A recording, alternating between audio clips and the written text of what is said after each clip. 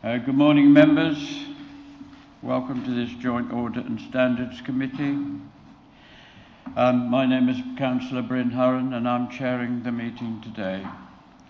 May I first of all remind you of some domestic arrangements. Please ensure that your microphones are turned off when not in use, that you do not interrupt other speakers, that if you are attending the meeting to speak and persistently interrupt the meeting, you may be asked to leave. Please ensure that your mobile phones are on silent or switched off. Additionally, we will be using e-voting today for this meeting on the modern .gov app.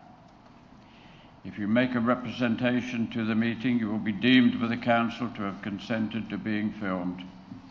By entering this meeting as a speaker, you are also consenting to being recorded by the Council and to the possible use of those images and sound recordings for webcasting and/or training purposes. The Council, members of the public and the press may record, film, photograph or broadcast this meeting when the public and the press are not lawfully excluded. If you are intending to do so, please could you inform the committee clerk.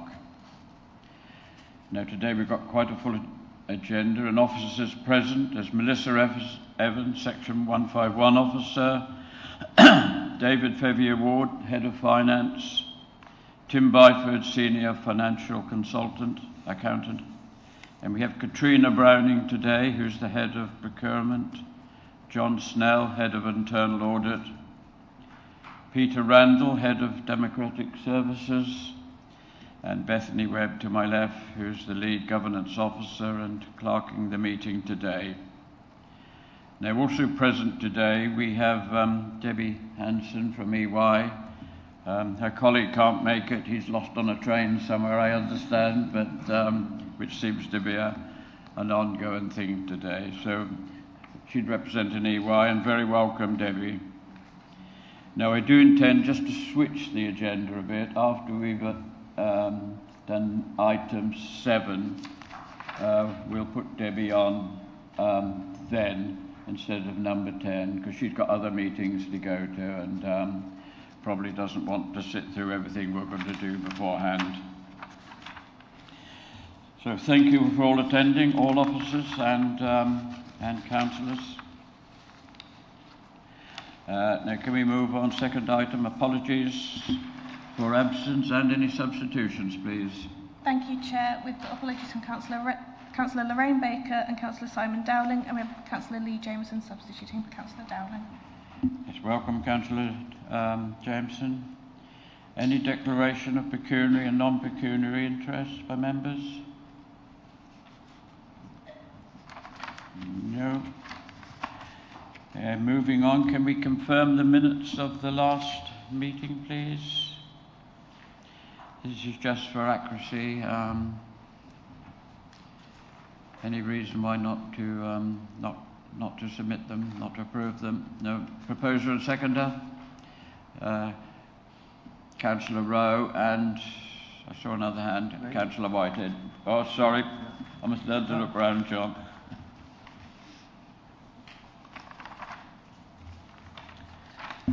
Thank you, Chair. That vote is now in progress.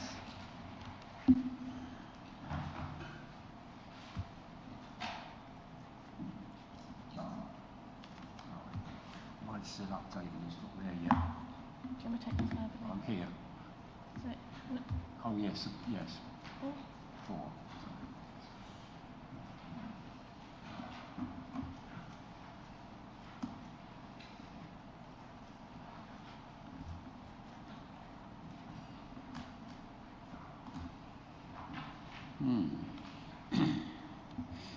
Councillor McLaren, do you want me to take your vote verbally?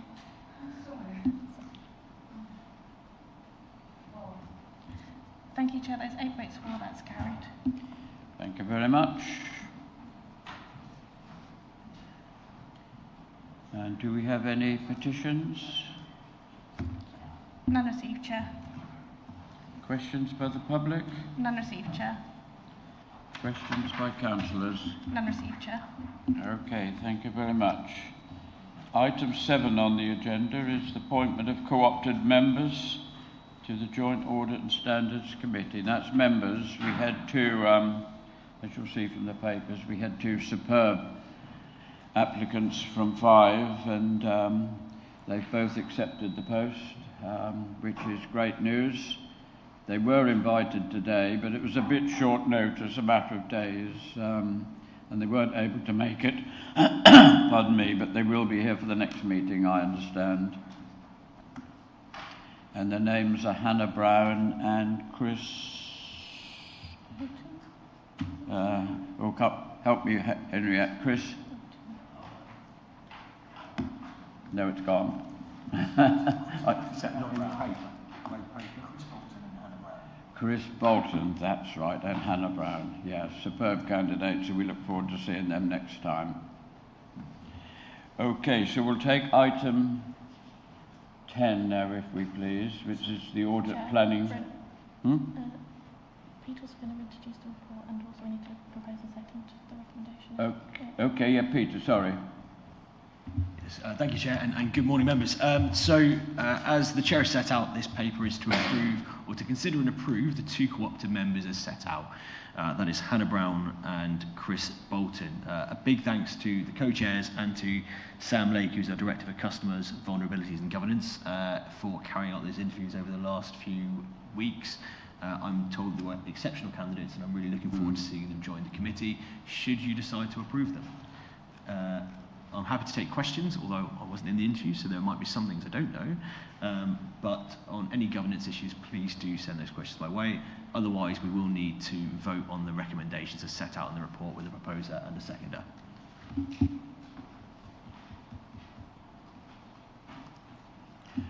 Councillor Whitehead, yes. Thank you. Last time, I think I asked for a bit of background on the previous candidate, the one that we approved that never came back subsequently. And I'm sure they are excellent candidates, but it'd be a bit frustrating to approve someone without any sort of details at all. Is there any background you can give at all? So obviously it's limited in terms of what we can share, but I'm sure at the next meeting they'd be more than happy to provide an overview of their credentials and of their experience, and I'm sure the chairs can vouch for their suitability for the role. But I'm sure a brief overview can be provided as well to members following the meeting. I appreciate the fact that, as you say, you're voting not necessarily having that information in front of you, but we're limited in terms of what we can share without permission, and we're moving on this so that we can get them in place for the next meeting. I suppose it could be sent around for the two successful candidates? Absolutely. Yes, there's no reason why not, I feel. Councillor Rowe. Is there a way to say a bit about what criteria, what we were looking for? So not necessarily the personal stuff, but going, it met what we were looking for, because that could provide a bit more information. Yes, I'm more than happy to see. I mean, that question might be better directed to John Snell, who's our head of audit, who was sort of set out in the first instance why these two roles were necessary. But also the chairs might be able to provide a bit of background as to the kind of criteria that they were looking for when they were putting these things together. Shall I? Yes, good, John. Yes, the interviews were conducted by Bryn and myself, and also Sam Lake, who's also with us today, which is good. And yes, they were truly exceptional candidates. And I mean, the last question really was, why do you want to come and help us? And they both gave plausible answers even to that question, which was excellent. But yeah, we were astonished, frankly, at just how well qualified they were. I mean, in terms of that question there, I think what we're looking for, well, it was useful to have some background in local government, finance preferably, and an inquisitive turn of mind, and you know, it was all there. It was all there. Sam wants to add to that? If I may, Chair, just to chip in, I think you were asking the question about why do we have to have them. So first time round, which unfortunately didn't last very long with that individual, I wrote a report and submitted it to this committee on the basis that CIPFA recommend good practice for at least one, preferably two independent persons to sit on the audit committee. So it's not mandatory, but it is deemed to be good practice to help support existing members with the outline that Councillor Matheson gave in terms of their knowledge and skill base. So they are non-voting as well, so they're there to provide their expertise in with their past experience and bring that level of challenge, probity questions to officers, and also to help members support through some perhaps complex papers that they may not have necessarily the level of understanding that hopefully these two individuals might have. I hope that answers your question. Peter? I'm happy to go through the criteria as you set out that would have been assessed at interview for the two candidates. So I think, if that's okay, Chair, so we would have expected them to have an experience relevant to audit standards, an understanding of the key functions of the Joint Audit and Standards Committee, an understanding of assessing internal control systems, ability to prove working independently and maintaining their independence when working as part of this committee, experience working with auditors, integrity and accountability, and some experience in risk management as well as what motivated them to come and apply for this role.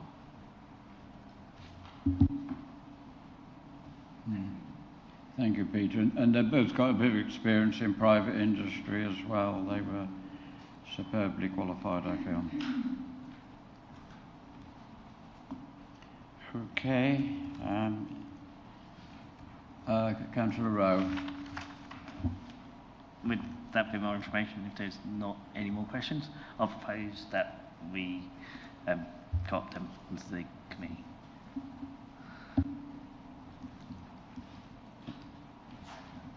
Yep.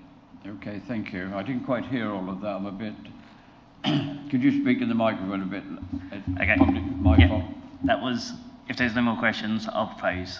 Oh, thank you. Them. Yes, yeah, I was just going to ask Bruce and second. Right, seconder then, Councillor McLaren. Right, it's up for the vote.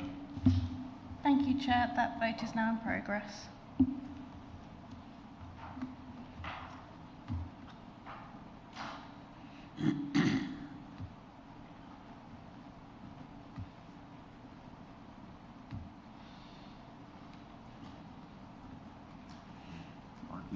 I'm in favour. I'm just catching up now.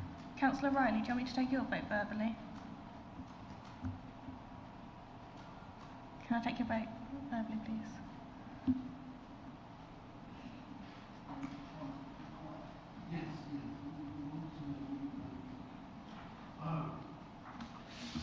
This is we're voting on the appointment of cooperative members. Oh, I approve. Thank you, Chair. That's 9 votes for. That's unanimous. Okay, thank you, members. And if we could go now to item 10, please, the audit planning report. And if I could bring in Debbie Hanson, please, the floor is yours. Thank you. Thank you, Chair. Apologies, I was pressing the wrong button on my mic. So you've got two plans in front of you today, a plan for Baber Council and also a very similar plan for Mid-Suffolk Council. So what I propose to do is to take you through the Baber plan, because all of the risks that are in the Baber plan are also in the Mid-Suffolk plan. There are a couple of extra risks in the Baber plan, and therefore that's the one that I'll take you through, but if you can take the point that both plans are largely the same. So we've noted the plan as provisional, and that's because although we've finished our value for money planning and our planning for most of the accounts areas, we are just still waiting for some information to conclude our group scoping work. So that is substantially complete, but we just need some additional information. I think it's unlikely that that will change the risks in the plan, but if there is anything comes out of that work once concluded that does impact on the risks, we will obviously inform the committee of those changes. In terms of the introduction to the report, we started with our strategy to rebuild assurance. Members of this committee will obviously be aware that the last full audit that was undertaken of both councils' accounts was in 1920. Therefore, there are 5 years of accounts where we haven't undertaken any audit procedures on the actual financial statements. We have undertaken our value for money work for each of those years, but we haven't actually audited the financial statements. Therefore, the gap in assurance for both councils is quite significant. In many of the councils, we only have maybe 1, maybe 2 years maximum of gaps in assurance, but obviously we've got a much bigger gap to bridge for Baber and Mid Suffolk, which means that additional work will be needed to basically rebuild the assurance. We have started that process, which is through a risk assessment process, and we've shared some information requests with the finance team who are working on providing those. Again, quite a big ask because of the number of years we're actually asking for that additional information for. I think it's quite unlikely that we'll actually start to do that rebuild work this year, but the step one, as I said, is the risk assessment to make sure that we can actually access the information we will need to rebuild that work. And the reason we're probably unlikely to do anything this year is what we want to do is make sure we focus on 25-26 audit, which will give us some natural rebuild anyway. And we want to ensure that the finance team is also focused on that as the key priority. So our absolute priority is making sure that we can audit 25-26. And if we can do any rebuild, we will do. But as I said, the volume of work required is probably quite high, and therefore in terms of capacity to complete that before the backstop date of the end of January 2027, we don't want to jeopardise 25-26 in any way. If I can then just take you through the sort of risks in the plan. So if you refer to page 8 of the document, you'll see that we've identified a number of risks both at the council level and also at the group level, and I will just talk you through each of those. So first of all, we've got a presumption of management override of controls. That's required by the auditing standards, and we identify that risk on every engagement. Our work to address that tends to focus on testing journals, looking for unusual transactions, but then we also consider where it might more specifically impact on the council's accounts. And that's resulted in the second risk that we've identified, which is risk of fraud in revenue expenditure recognition through incorrect capitalisation of revenue expenditure. The reason we include that is because that's a way of getting expenditure out of the CIAS, which would then impact on the general fund, and it allows the council to finance that from maybe capital receipts or other sources. So it's an incentive we identify at all of our local government bodies that have significant capital spend. We've then also identified recharges as another area of potential management override, and that's between the two councils. And that's again probably quite specific to Baber and Mid Suffolk because of the joint management arrangements that are in place, and therefore the recharges. So we will give specific focus to that. We then identify significant risk in relation to valuation of land and buildings included in property, plant and equipment. And that's because they are very high value items in the balance sheet. They are subject to estimation and judgments by the council's valuer, and therefore we identify that as a significant risk, and we plan to engage our own EY valuation specialist to support the audit team in that work. We also noted that there was a change in the finance system that actually occurred last year, but as we didn't do an audit of the financial statements, we need to do some additional procedures to ensure that that transfer of data from the old system to the new system was completed, and all the data was transferred completely and accurately. Implementation of IFRS 16, again, that was actually something that would have occurred in the 24-25 accounts, but because we were unable to undertake the audit, we didn't undertake procedures on that transition, so we will need to plug that gap this year in terms of ensuring that all leases that are impacted have been identified and appropriately transitioned in the accounts. We've then got valuation of investments recognised as fair value through comprehensive income expenditure, again just because of the judgments involved in that, so we look at that as a specific area. We've then got the impairment of the Baber Growth Limited investment, and that's linked to the challenging financial performance of Baber Growth at the moment, and therefore the assessment is whether the investment that the council has in Baber Growth has been correctly assessed in terms of if there's any risk of impairment of that investment. And then in a similar vein, we've got the loan that the council has made to Baber Growth and whether there's an expected credit loss required in relation to that loan. So those are both judgmental areas, which is why they're included in the plan. We then move on to the next page. So we've got valuation of pension liability. That is a risk you'll see in all of our local government plans, because the pension liability, again, is a very large figure in the accounts that requires judgment and estimate. In addition, this year, the valuation of the liability by the actuary will be impacted by the triennial valuation and the membership data, so we will ask for additional assurance from the pension fund auditor around the accuracy of that membership data that was provided to the actuary. And again, we'll engage our own EY pension specialists to undertake work to support us in that area, and that will include looking at the asset ceiling. We then move on to some more inherent risks, so we have the valuation of investment property. Although that's material, there's only one investment property asset, and therefore we've identified that as an inherent risk, not a significant risk. We've also included the review of the minimum revenue provision in there. The council has to set aside MRP in relation to various borrowings that it undertakes. So again, we want to ensure that that has been correctly calculated, and again, in particular, thinking about the loans that are taken out and then passed on to Baber Growth. We then also included community infrastructure levy accounting, because when we did last do an audit, we did identify some issues in relation to the accounting for that, so we want to ensure that that has been correctly treated.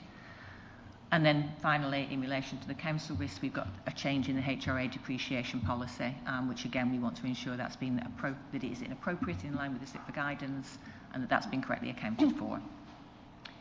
We then move on the next page to the group risks. So we have basically a risk of fraud in revenue recognition in a subsidiary of CIFCO. That's a risk that is a presumption of risk under the auditing standards again, and so because of the different nature of the subsidiary, we identify that as a risk in there. We then also have the valuation of investment property in CIFCO as a significant risk, the valuation of work in progress in Baber Growth as a significant risk, and then group accounts consolidation also, again, because the group structure is a little bit more complicated. We will note in the scope there's a number of different elements in the group accounts. And then finally, we've included going concern disclosures in relation to the subsidiaries. We haven't identified that as a risk for the council itself, because there's a presumption of continuation of services under practice note 10. So we are satisfied there's no issues in terms of the council's going concern. However, again, because the subsidiaries are not covered by that, and we know that Baber Growth has had financial challenges, that we have identified that as a risk in terms of ensuring that going concern has been assessed and appropriately disclosed. On the next page, we then just set out our materiality for your information. So our overall materiality is just under 1.5 million. We then set a lower level which drives the actual testing that we perform, and that's called our performance materiality, and we set that at 50% because of the gaps in assurance that we've got over previous years. So those are the main accounts areas I wanted to draw to your attention. The report then goes on to consider value for money, which is the other key area of work that we undertake. You'll see that we've identified risks of significant weaknesses in arrangements across all three of the sub-criteria we look at. So in relation to financial sustainability, the Council has reported very clearly in its budget reports and medium-term financial strategy about the future challenges in terms of future budget gaps and the need to make savings to address those gaps in future years. And the fact that if they had to continue to rely on reserves, that reserves would be depleted within the next few years. So the Council has been very transparent in reporting those challenges. Obviously, we need to look at how those are being responded to in terms of the arrangements in place. We've also identified governance risks in relation to the arrangements of the production of the accounts. So obviously, last year the Council was able to produce accounts by the statutory deadline, but was not able to support an audit, partly linked to the change in the ledger system, but obviously that presents a risk, and we'll be continuing to monitor the Council's arrangements this year. And I know there's a report on this agenda item today to go through the progress on that. We've also identified weaknesses in the Council's governance arrangements in relation to the limited internal audit findings over payment processes, and therefore we've included that as a risk focus area for us this year. And then finally, in relation to improving economic efficiency and effectiveness, we've identified a risk of weakness in relation to the Council's contract management arrangements, and again we reported a similar issue in the prior year. We've included in Appendix A, which is on page 52 of the report, the LARI guidance around rebuild, and we've noted, for the reasons that I've already set out, that obviously the Council is behind that rebuild process, and so that's just noted for your information. I don't think there was anything else I was going to say in relation to the report. I think the only overarching comment is there are a lot of risks in this plan compared to other plans that I've issued, and I think that's why it's very important that we focus on completing an audit in 25-26, addressing all of those risks, so we can start the natural rebuild, and then we'll be looking to see what else we can do to start to cover the gaps in those intervening years, in particular, obviously, around the reserves position, which is the hardest area to rebuild the assurance over. Very happy to take any comments or questions on the plans. Thank you very much. I'm sure there will be questions. Just a quick one from myself. Something that's a significant risk is the valuation of land in buildings. I'm just going to ask, where do our council houses fit in here? I know it's an HRA matter, but I would think that would be the most varying thing on our books, isn't it? Is that correct? And what exactly is the risk there? That's a very good point. Interestingly, we actually assess council dwellings as having a lower valuation risk than some of the other assets that councils hold. The most challenging valuations are those that are done at fair value or existing use value, because there are assumptions made about, for example, yield, future rental incomes, etc.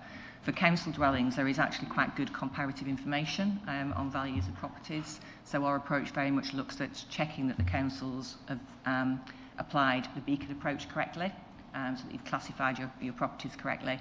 And then we would basically test those evaluations of individual properties. So, for example, a 3-bedroomed house in a particular location against recent sales. So there is actually more market information available to enable us to assess the valuation of council dwellings than there may be of some other types of assets.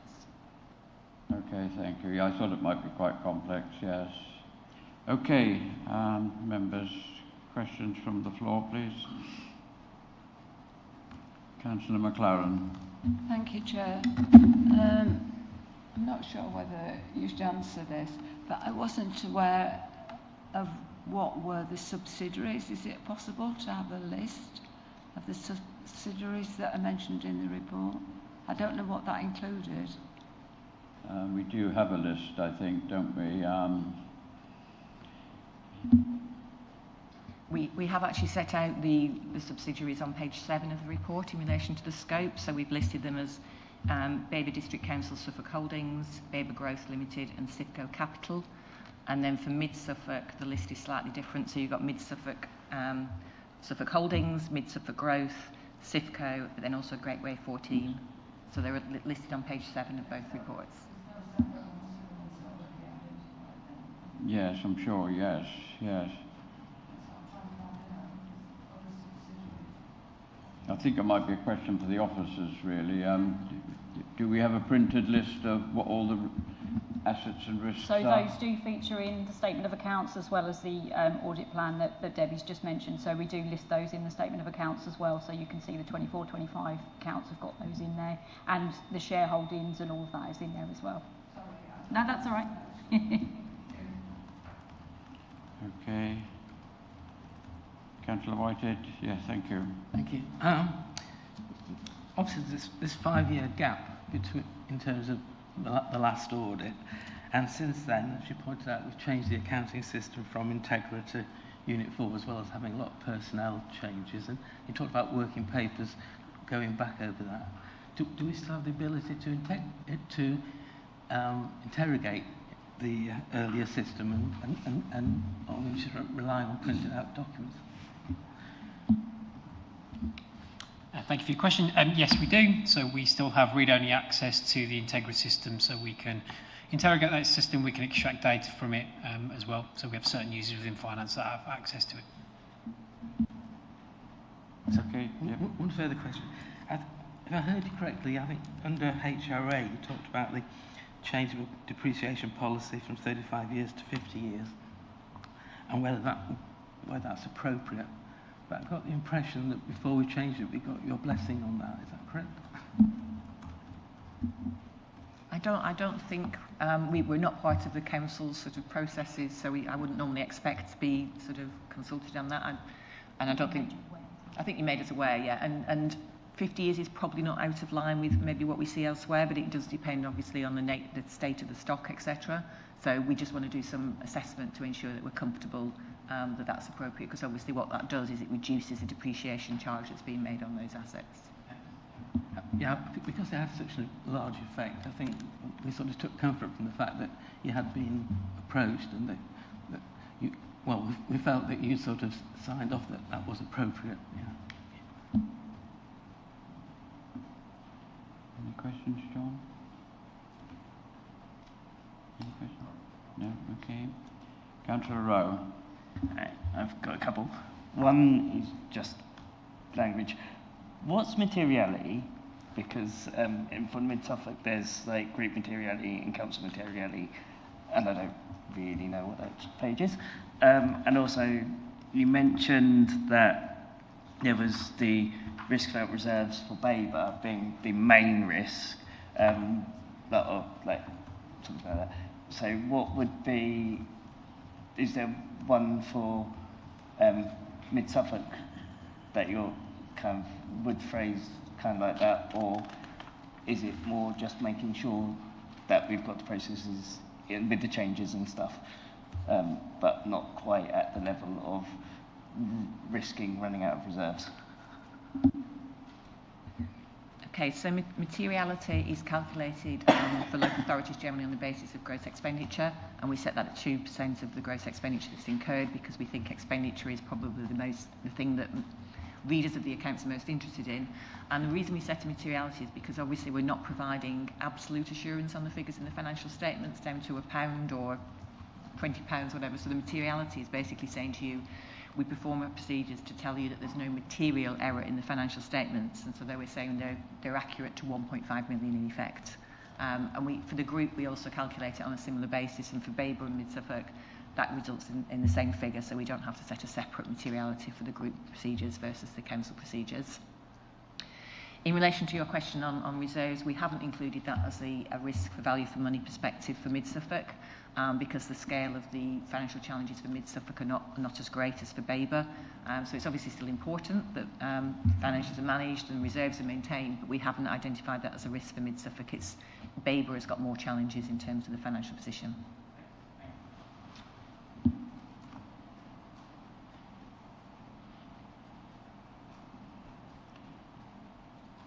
Any more questions from the floor, please? No? Okay, well, it's open for debate now. Any thoughts on what we've heard this morning? I think for myself as chair, and probably John as well, we're pleased to see a bit more interaction and working with the officers, and hopefully we'll be a bit ahead of the game this time, which is a must. Yeah, I get the feeling that we're on top of things more on both sides of the fence, and long may that continue. I think that would be my comment, because we would like to achieve a proper audit, in time next year. All of us would. We're all singing from the same hymn sheet, I'm sure. Councillor Matheson. Yeah, just really to add to that, we know that our finance staff have been putting a lot of effort in and new and additional staffing into being able to fully respond to you. So we're hoping that the two parties together are going to be able to get to a much better place than previously. Will you be able to stay to hear the next item regarding our progress towards the statement of accounts? Well, that would be excellent then. Thank you. Okay, fine. Well, if there's no debate, Councillor McLaren, yes? Thank you, Chair. At the last meeting we had, I was very concerned about the procurement problems, or procurement wasn't as efficient as the auditors felt. Since then, I've met with Katrina and Melissa, and I had a very good session understanding about procurement, and I did recommend, which I think everybody knows, I did recommend that there be a member briefing on procurement, because Katrina has been working very hard on that. Thank you. Okay, fine, thank you. So that is noted, and back to item 7 now. No, just before I run. We've done item 7, haven't we? Co-opted members. Sorry, item 8. Just before we go into that, I would announce we've got a bit of training today given by David, I feel, is it? Yes. So we'll make a choice at the end of the meeting. We'll either go right into it or maybe have a quick comfort break for 10 minutes and then do it then. I think it's only about 30 minutes long, probably. Is that correct, David? A bit longer? Okay, a bit longer. So if all members would stay to that, that would be great. Apologies, Chair. I'm happy to stay for the statement of accounts progress update. Would it be possible to do that before the procurement item, just so that and I can then leave, if that's okay? Yes. Obviously, I think it links better with the item that we've just had also. So you'd like to do that one next? If that's possible. Yes, yep. Thank you. I do realise you're looking for a quick getaway, but, or not a quick getaway, but not to stay to the end. Okay.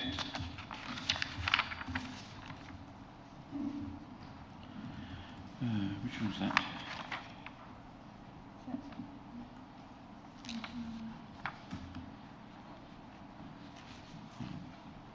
Statement of accounts. Yeah, that's the previous update. Yes. That's item 9, is that correct? Yep, fine. Okay, we'll move to that one. And that goes to the head of finance, which is David. Thank you, Chair. The purpose of this report is to update members on progress against the action plan to deliver the 25-26 statement of accounts by the statutory deadline of the 30th of June 2026 and the audit completion, which is currently scheduled for September 2026. Members are asked to note the progress of this report. Our timetable is currently on track and progress has significantly improved compared to last year. Interim audit work is underway with no overdue audit queries at the time of writing of this report. The delivery of our timetable and task progress, so we have 380 tasks in total. 63 of these tasks were complete by the 15th of April, and so we had 12 amber and 1 red. The 1 red task, which related to petty cash, is well advanced and not delaying our outturn. Amber tasks mainly relate to balance sheet reconciliations, which at this stage of the work, where we are in April, this is expected. With the audit progress, the interim work is underway. No audit queries were overdue at the time of writing. And at the time of writing, we had 4 queries received that weren't due, 17 submitted and 3 accepted. And EY have approved our close down timetable, and this is also being monitored daily. We have developed a dedicated statement of accounts risk register, which is in place. We've identified 9 risks, which we have already closed 2. Our active risks are around the business rates appeal data, sealed journals, and the receipts control account. Financial reputational risk are mitigated through strengthened governance and increased capacity and oversight. So we will have additional capacity with a new member of the team joining in June. We've been strengthening our processes, so a clear close-down workflow with named preparers and reviewers, stricter quality assurance and segregation of duties, additional team member joining, as I've just mentioned, and strong coordination with our internal teams and external advisors. Our key milestones are the presentation of the Q4 outturn to Cabinet on the 9th of June, the draft publication date of the Statement of Accounts on the 30th of June, and the audit completion in September. And again, members are asked to note the progress and the strengthened arrangements in place to ensure timely and high quality accounts. Thank you very much.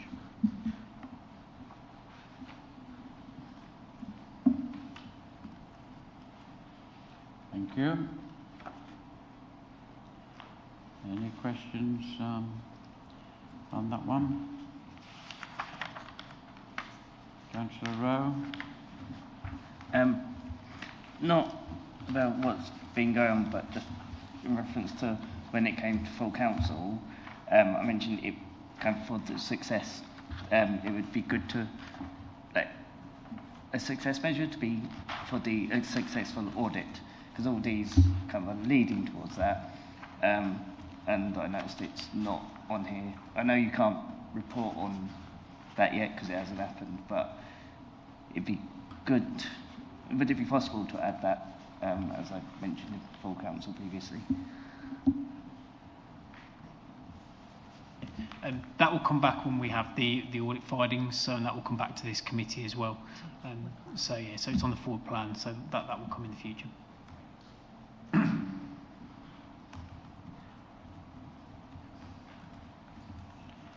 Councillor Riley, please. Thank you, Mr. Chairman. As is Ian's question, on page 11, what is RAG, the acronym for? Red, amber, green, which is so it's the risk rating. So it's Red, amber, and green. Fine. Thank you very much.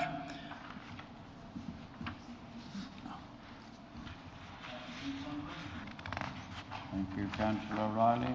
Any other questions? Councillor Whitehead. Page 11, one of the things that's got the red status, I'm just curious in 2026 how many sort of petty cash floats we have and how much sort of transactions go through them. It's very minimal. It's not material at all. So the main stuff that we have the petty cash for is for our public protection team. So where they're going out to kind of street vendors that don't accept cards, so they have a requirement for kind of a petty cash for those officers. Do one at a time. So the business rates appeal, I assume that the information for that will also hold up Ipswich Borough Council and the County Council. So where are we with that? So would any of the Suffolk authorities that are using Wilkes Head Eve, that they will have the same issue. We have now received all of that information, so that information is with us. So kind of at the time of the writing of the report, we didn't have it, but we've now received that and factored that into our outturn numbers. Okay. Page 13, you talk about one of the things that being held up are the community infrastructure levy journals for the outturn. I should know what that meant. I mean, presumably we're doing journals month on month today. So we've done March transactions. So what's the outturn still? So the SIL journals aren't done on a monthly basis. So the SIL team do those 6 monthly. So there was just some concerns around the resource around getting those journals processed in time for the outturn. Again, we now have had those journals processed and they are in the outturn. So it was added to the risk register because at the time there was concern that they wouldn't be processed in time, but we have now had them, which is good. So why are they only done every 6 months?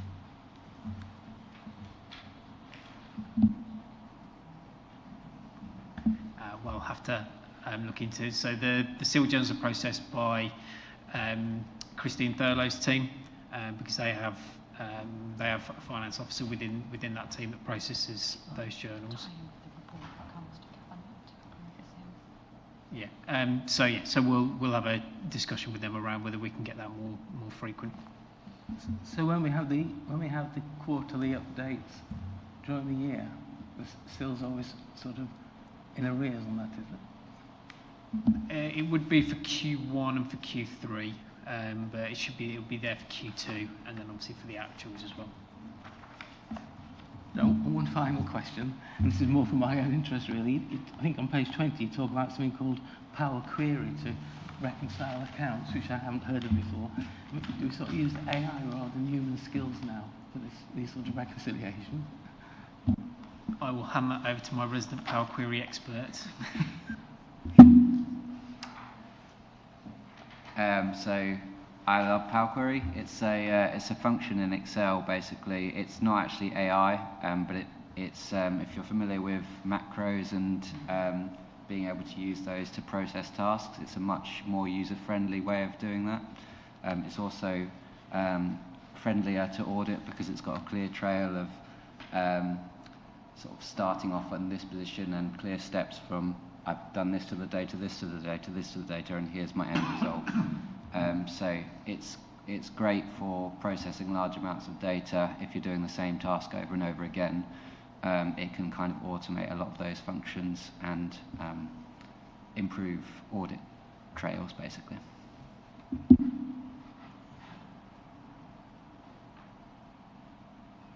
Councillor McLaren. Thank you, Chair. Given the challenges of this action plan and given the changes that are happening around us, are you going to have enough resources to achieve what you set out for the finance team? We believe so, yes. So we're very much focusing on the delivery of the statement of accounts, delivery on the outturn, and not getting distracted by obviously some of the distractions. I'm assuming you're referencing LGR in that. So we're very much focused on delivery of the outturn and the statement of accounts and being ready for the audit in September. Councillor Matheson, please. Yeah, I think the just sort of taking a step back from that, I'd be interested in a comment about the how fully confident and buttoned down we are with the new system. Noting that EY are going to be having a look at that again. Well, obviously, I know that's a look backwards. I wondered what, how we feel about that as of today, so to speak. Yeah, a lot more confident than we were in it this time last year. And a lot more comfortable, utilising the system as our first port of call for our information, and that's the information that's then driving the mapping work that Tim's been doing on the statement of accounts. So yeah, significantly more confident this year, and that we've got the system working to the way that we want it to be. So summarising, but it's moved from being a problem to being a help. Yes, definitely. Thank you. Any more questions? No? Well, we can have a short debate. I think from the Chair's position, this seems an entirely much better, more comfortable position than last year. So, yes, we are definitely in a better place. Councillor Matheson, yes? Yeah, I think the exercise of putting this all in front of the committee and possibly working it up in greater detail as a plan does highlight the huge volumes actually of different things that have to be looked at, which isn't necessarily apparent to the committee, let alone to the wider public. So I think it's good work, and we'll hopefully we'll hear that it is to continue to progress and deliver. Thank you. Any other comments? No? Well, we'll move to the vote then, if you please, Bethany. Proposer and seconder. Yeah, proposer and seconder, yes, I wouldn't have forgotten that. I'll propose it myself, seconder. Councillor Register, yep. Thank you, Chair. That vote is now in progress. Councillor Riley, do you want me to take your vote verbally? Noted. So, for or?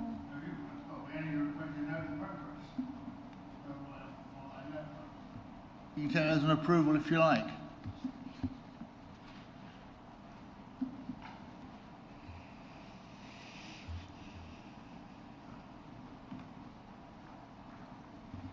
Thank you, Chair. That is 9 votes for. That's unanimous.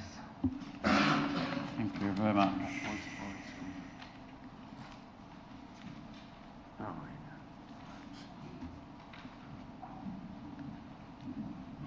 Okay, we move back to item 2528 now, and I call upon the Head of Procurement to present, please. Thank you.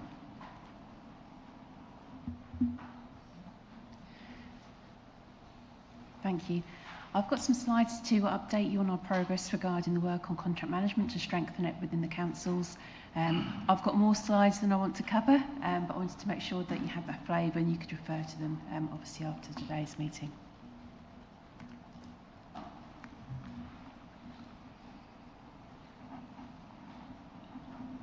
But just to give you a flavour first regarding spend and our contracted spend, when we pulled off the data this year for our annual governance statements, we had 72 contracts on the contracts register, totaling 37.9 million. That was a significant step up from the previous year, when we had 31.7 million, which was a significant step up from the previous year when we had 22.4. Now they're the darker blue bars there on that graph in front of you. Actually pulling off the data off the contracts register this morning, we've now currently got 42.1 million, which is the very top bar in the pale blue. So you can see significant step progress over the last 3 years. And then for the 1st of April this year, even further progress regarding the spend that we've got contracted.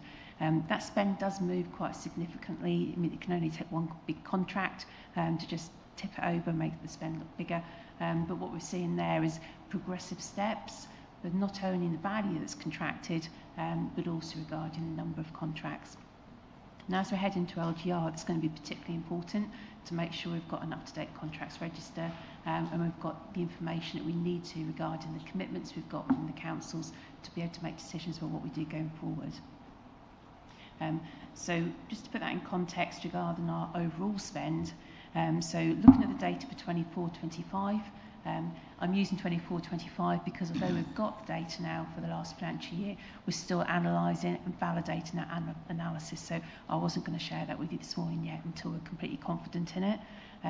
But the total spend for the financial year 24-25 was 59.8 million, with 1,201 suppliers. So it just gives you an idea of the scope there.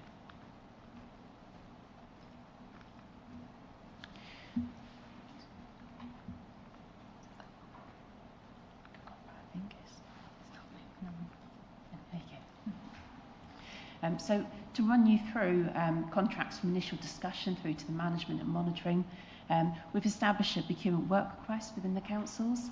So now when the service areas request a new contract, we've got a very simple 2-page form that we ask them to complete that then clearly outlines what the requirement is, but it's a clear line in the sand regarding the work that needs to be done. So contracts over 25k in line with our contract standing orders come through to the procurement team using that work request. We have a dedicated procurement business partner for each service area, and in the main that work is allocated to them, but because the procurement work requests come through, they get logged onto tender quote register and then allocated by myself as head of procurement. We've got some consistency there regarding trying to keep the similar contracts with the same person where they've got the skills and knowledge on the current markets, and also trying to balance the workload across the team. As you appreciate, we're a very small team. We only have 2 procurement business partners as well as myself doing that procurement work, and then 3 procurement support officers. So we need to make sure we're using those resources wisely. We then, after receiving procurement work requests, create a contract file in a template format. So we've now got consistency regarding the new contracts going in, regarding the information held within our filing structure. To take us through the procurement being undertaken, we have a procurement workbook, and the buyers work through that as they make the decisions and log what's happened during the procurement process. Now that's a really useful tool for us to use to weave in questions and mitigations regarding the procurement as we work through. So, for example, if we're talking to a subject expert and turning maybe a colleague working on data protection, for example, and we raise some concerns or things that we could do to try and mitigate our risks regarding that and make sure things are considered appropriately, then we can weave that into the workbook to make sure that we're asking prompt questions to the person who's taking the procurement, and then we've got it logged about what happened. Within the workbook, there are also gateway approvals for myself as head of procurement to sign off before it's moved on. We then move on to contract award, and at that point, suppliers get added to Unit 4, also onto our contracts register. The contract goes into contracts register, and one of the progressive steps we've got within the new Unit 4 system is we've now introduced a contracts module. Now that's been really beneficial for us in lots of ways. So effectively, when we log a contract on the contracts register, it also then gets transferred across to Unit 4 and logged into the contracts module there. So when colleagues within the services raise a purchase order or requisition for a purchase order, they can match it exactly to the contract. That means then that since that module's been introduced, we've got a far greater granularity regarding the spend data that we've got out of the system, and we can match things specifically. So, for example, a spend on a supplier, it's not just all contracted anymore. We can look at that spend and see what's actually logged against which contracts. Some of our suppliers, we've got a number of different contracts with them, so that's particularly useful to make sure we've got that data. So we've got part year data now for last year, but obviously going forward, we're going to have far more robust data in the future. Obviously then the PO will go through the normal approvals in Unit 4, and we have a no PO, no pay policy, so that PO should be raised in advance. At that point, the contracts move across to the service areas, and they are responsible for the contract management within their budget area. So they hold the contract files, they work to our contract management minimum standards, what they should do, and they should check the invoices to make sure they're in line with the contract. And the procurement team is there for guidance, support and oversight with those dedicated procurement business partners for each service area. We've got a contract management network now. We've got templates regarding policy checklists to support them to make sure that suppliers are both providing policies but also they're being checked. We've established contract management training. We're in the middle of a programme to deliver that, and we've just developed a procurement dashboard that we're in the process of launching. So just to sort of run through a flavour of those, I appreciate the slides are a little bit detailed there, but that's just an example of our procurement work request. Simple 2-page document, and you can see on the second page that we've got a number of topics there that we flag to the commissions at the point where they're asking for the contract.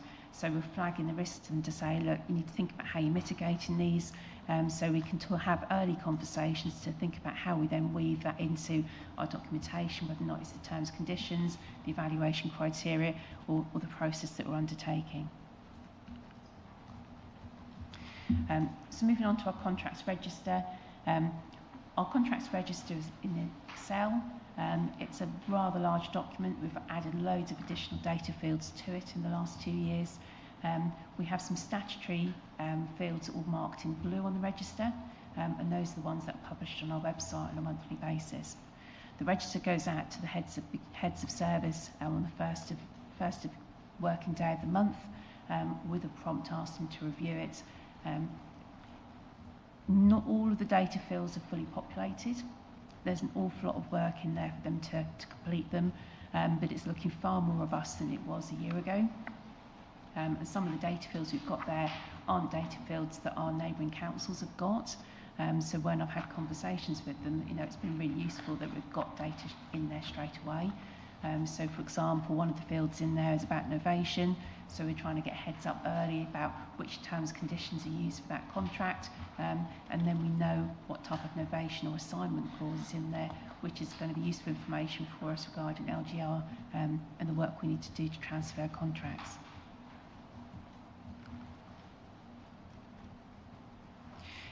Quick oversight there regarding the type of contracts we've got on our register, and where the spend is from the service areas. I'm sure you'd be well aware of the fact that the majority of the spend there in the darker blue is in housing, the orange is with waste, large part of the orange being our waste contracts, and then the other service areas. The jump in the blue stripe is where the insurance contract added onto the register, so you can see there quite how it can flex regarding the type of contracts and when they're let. Here are our contract management minimum standards, a really clear ask of those with contract management responsibilities. We developed this working through the contract management network that we introduced last year, and launched it about June time, I think it was, last year. We've set it up so there's 3 stages: contract mobilisation, contract delivery and end of contract, with step asks as you go walk through, so it's appropriate for all levels of contract management within the council. Now those that have got larger, more complex contracts will be working to this anyway, but it's clear here the expectation that we've got regarding staff with contract management responsibilities. We've got a real challenge because those that are doing contract management sometimes do it for a very small fraction of their day job. So it's a very big ask of them to understand what the responsibilities are. So we've tried to keep it simple so we can embed it and then start raising the bar as we've got greater maturity guiding the approach. The contract management training we're rolling out at the moment is based around these minimum standards, so we can be sure with clarity going forward that all of the heads of service are familiar with it, and everybody has had the opportunity to do the training and be aware of those contract management and standards who have contract management responsibilities. What we now need to do going forward is start testing it and going out and working with the service areas to check that they are working to those standards. Alongside that work on the contract management and standards, our colleagues that work in health and safety were very busy, and they've put together information working both from our corporate team and also from the compliance team in housing to put together a comprehensive group of templates and guidance regarding CDM. So when we look at our risks within our contract, a lot of our contracts in housing are works, and therefore we've got the health and safety risk regarding the site to make sure that the construction design and management is robustly in place and the site is safe for all those that are working on it. So that's just a flavour of the information we've got there on Connect. Another significant risk within our contracts is cyber security. So we've been working with Matt Harden, our head of IT, to put together approaches that start managing and looking at what that risk is within our contracts. So in the top right hand corner, that simple one page there is an AI schedule we now have within our quotations and tender documentation, which means that we're gradually building up a picture of where our contracts are using AI. We introduced that November before last, and already the format of that is out of date. So we've got one of Matt's team actually working through all of these 3 documents now to update them. Because as I'm sure you're aware, AI cybersecurity area is just moving so quickly. We need to make sure that we're being robust enough regarding the questions that we're asking. So simple schedule in the contracts to say, is AI being used? And then if it is, we've got a more in-depth form that IT will run through to get the data from the supplier. And then we also have a cybersecurity check regarding non-hosted web-based applications. That's really quite important because a lot of our contracts will have an app associated within the contract in terms of how the mapping delivery and working with us. And all of those pose cybersecurity risks for us. Unless we collect this information in our contracts, then Matt won't have it to put into his overall corporate AI register. So an area in development, but one that we're trying to push quite hard regarding understanding of it. Like I said, we introduced a contract management network last year. We've established that for peer support for the contract managers and to make sure we've got an opportunity to bring in subject experts and put reminders forward regarding the risks that need to be mitigated within the contracts. So it's held on a quarterly basis, a 90-minute webinar, and that 90-minute always includes an opportunity for the peers to have some breakout into peer groups and a conversation regarding one of the key topics of that quarterly update. It's designed to make sure that the key risks come up once a year, so there's continuity then for the contract managers to pick up that risk within that quarter and to use that as part of their focus in the work they're doing regarding contract management. In terms of financial viability of our suppliers, obviously a high risk for us, particularly regarding the volatility we've got within finance and risks within markets at the moment. We did have a situation last year, we went toward a contract, we had an external accountant actually checking the accounts because the contract was so significant in value, yet they went into administration literally within days of us about to award a contract to them. So we did this credit safe check, we checked their accounts and it still happened. That said, we're using credit safe as a tool. everybody that has access to it who has contract management responsibilities. So what we're trying to do is get people more aware of that risk and using these tools so they can start flagging some of the early warning signs.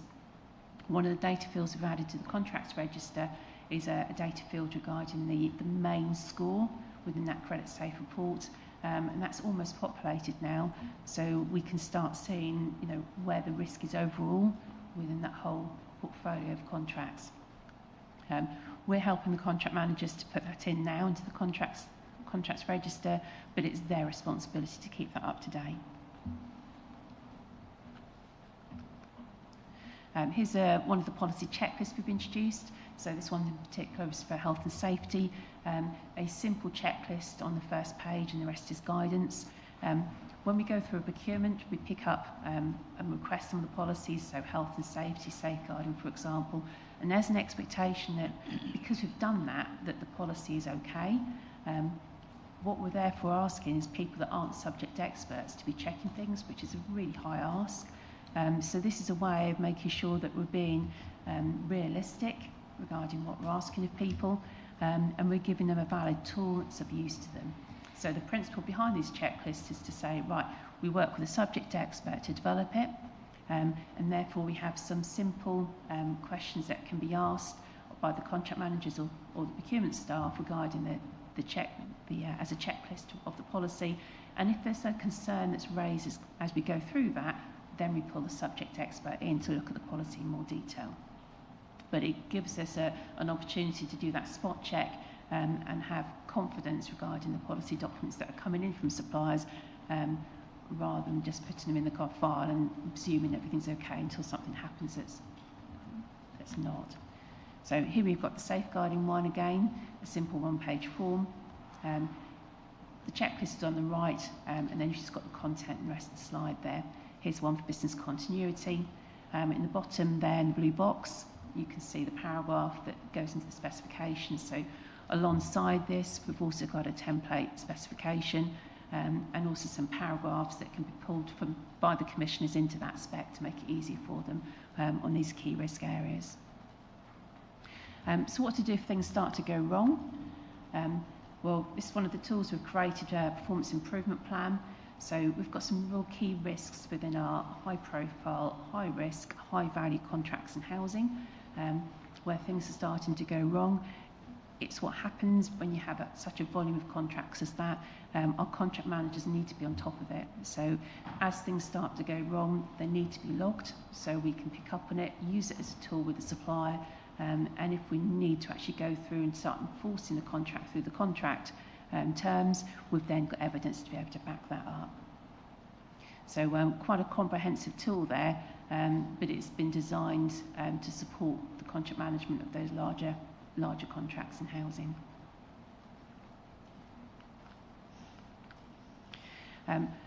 In terms of social value, when we go out to procure, we ask for a social value offer of our suppliers, but when that offer comes back and the contract is awarded, it's then part of the contract. It's a contractual obligation for them to deliver that.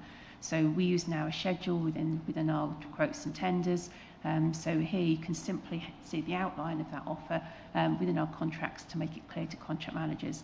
One of the key risks we have regarding social value, and that's not just for us, that's generally, is the fact that it's offered to us at the time of procurement and then it's not realised actually through the life of the contract. So this is designed to try and help that to happen. Here's the policy checklist regarding our environmental policies from suppliers.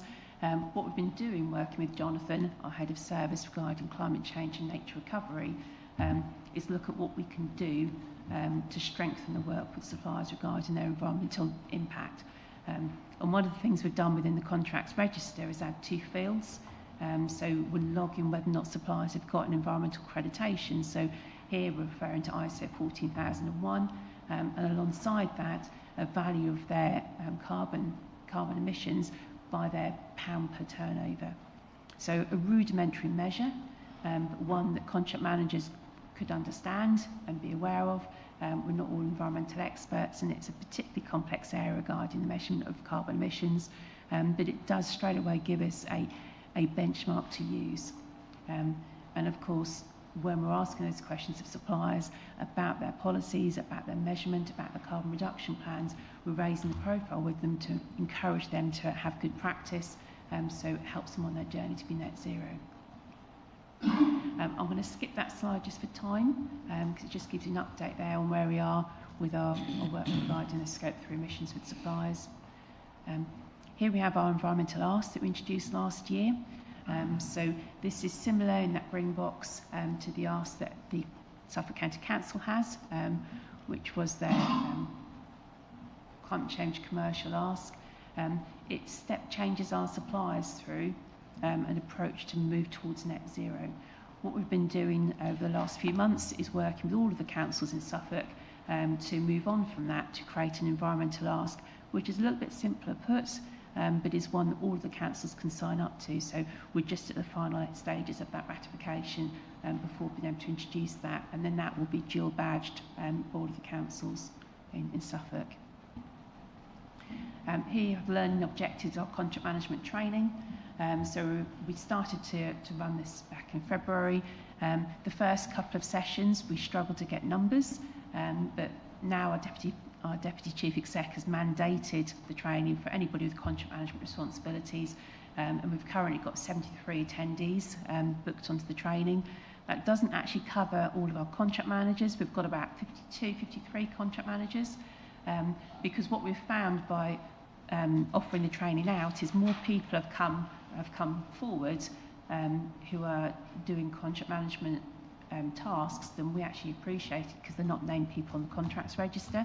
So it's been really good to sort of flush out that activity and be aware of it, so we can support those people going forward in terms of what tools they need to manage the contracts that they're looking at. So that's a 90-minute webinar. When we finish doing the sessions, we will put a recording of that and the slides on Connect so people can see it.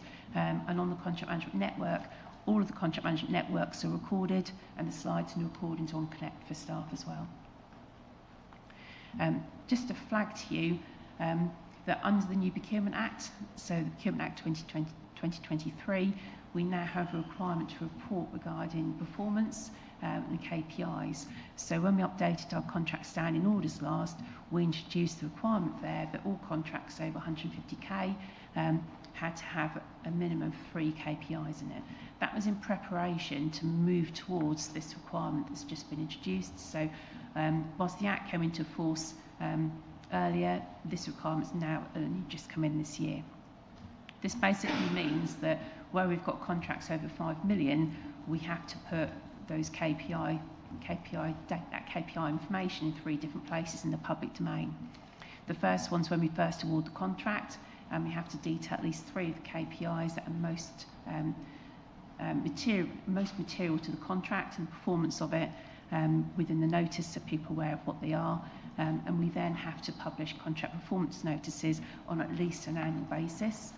And when the contract ends, we now have to publish contract termination notices. That's for all contracts, not just for those over 5 million, but for those over 5 million, we have to put information there regarding performance of the contract.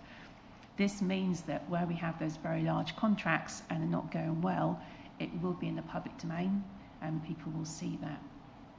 We only have 4 contracts on the contracts register over 5 million at the moment, and only 2 of those are let under the new Procurement Act. So whilst it's there for us at the moment, the size of the council we are, it won't involve a lot of contracts. Just to let you know, we are moving forward. Some of the key things we're working on at the moment, we're looking at modern slavery and what we can do there. We've got a standard clause, but we're looking at what we can do to put in an additional risk check, so people have a greater understanding.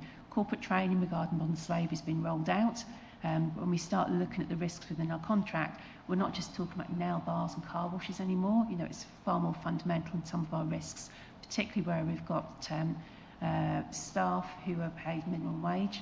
So we need to be more aware of what the risks are, both in those contracts where on the suppliers where we're directly contracting, but also within their supply chain. So we're looking at how we can do that in a pragmatic way without building in too much additional time into the day job for the contract managers. We're working with Matt Harding's Matt Howden's colleagues and Andrew in terms of the data protection to look at how we can more closely align the DPIA documentation to the contracts, so we can have a contract, a data protection schedule in our contracts. So that will ensure that the DPIAs are completed prior to the contracts being let. So we can then have our terms in the contracts that are more specific to the roles of the parties in the contract regarding data protection. We're also developing a contract risk assessment. So at the moment we've got we've got in terms of oversight of our contracts, we've got no understanding of the risks within them, other than to look at value.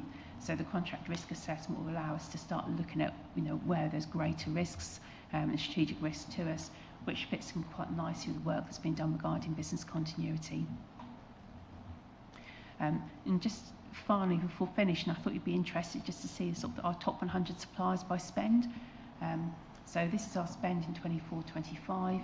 The combined spend less grants for 24-25 is 59.8 million. 50.5 million of the spend was with the top 100 suppliers, which equates to 84.5%. I'm struggling myself. Struggling to see it, it's quite so far away. But only 42% of those top 100 of that top 100 spend was currently listed on the contracts register. Now that's as of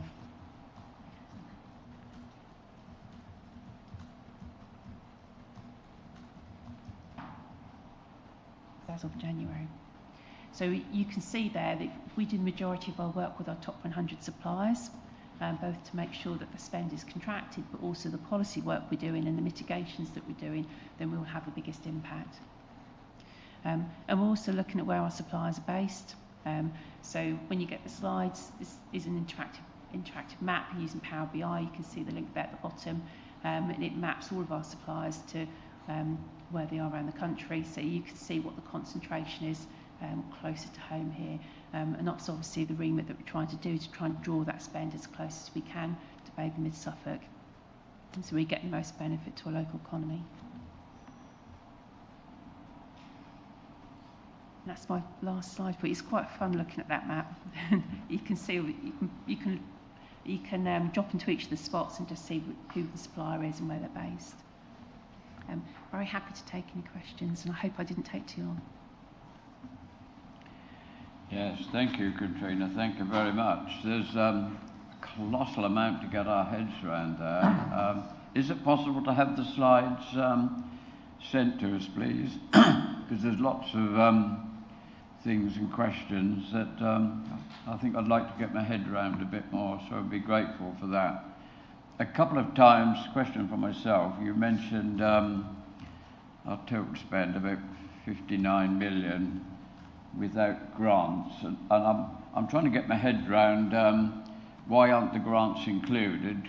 I presume that the grants go towards the total spend, and I'm not sure whether it's an add on the top or whether it's already within the 59 million. I think it's more than the 59 million, and I'm just wondering why aren't the grants included in the final sum?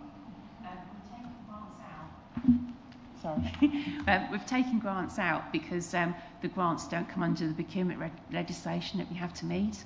And also, in terms of the procurement team's responsibility, we don't have that responsibility for grants because that's held within the communities team.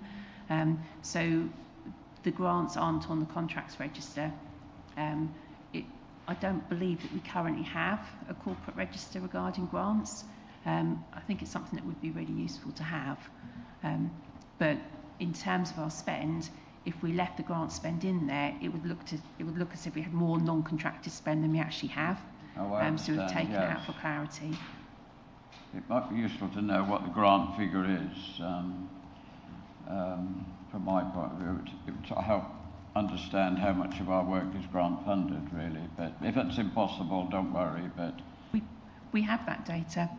Yes. We have that data for the last financial year because we've taken the grants out to be able to know what the Yes, I think that might be information that I personally, as chair, would like to know. And the other thing found a bit baffling. You seem to have a slide, I can't remember when it was now, because they're not numbered, are they, about AI, almost as if you wouldn't deal with a company that hadn't got an AI risk assessment or a policy or a plan. I'd quite like to look at that slide again if you could find it, because there was a lot in there to get our heads around, but maybe we could do it at another meeting. I think we all need to have another look at that. That was colossal, wasn't it? Absolutely a bit mind-boggling, to be honest, but it's obviously good progress. Councillor Rowe, yes. I've got several questions, yes. I've got a few questions by myself. About AI and things like that, what size contract, is it all contracts, or is it kind of for where we've got above a certain level of spend?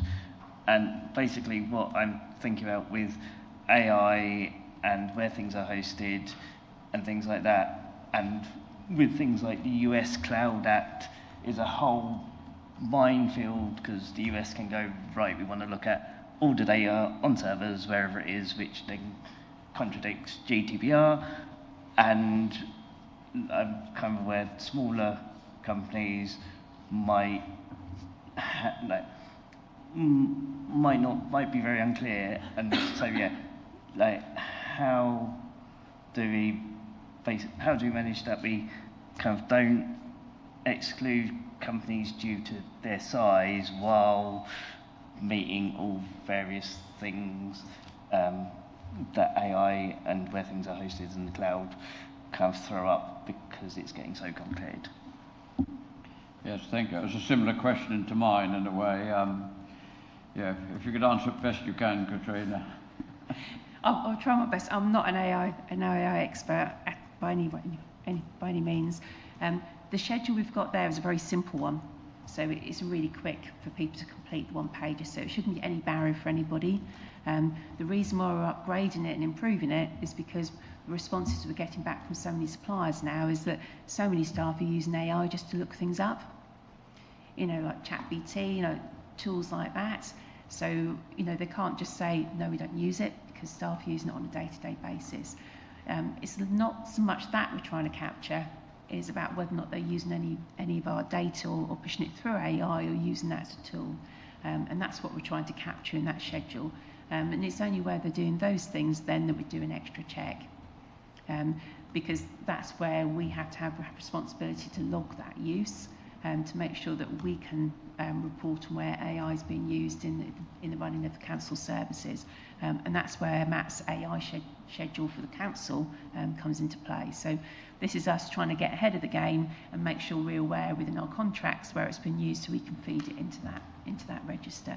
And in terms of the cyber security, that really is the risk to us regarding the non-hosted web-based sites that we will then access. It takes quite a long time for those checks to be done, and we've got as much a risk of the contracts we've already got in place and trying to check those as we have the new ones coming on board. But what we're trying to do is not have that as a barrier, and also a barrier of time, but while still trying to introduce the checks.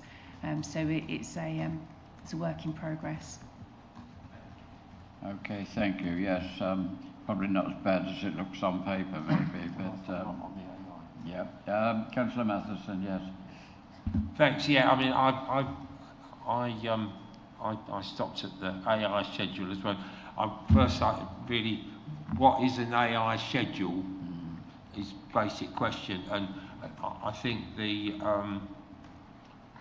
probably that I remember attending an AI training presentation by the IT department at the council, and at that stage it was very much, well, a limited number of people in the council are using it carefully on a trial basis kind of thing, and so that was probably more than a year, probably 2 years ago or something.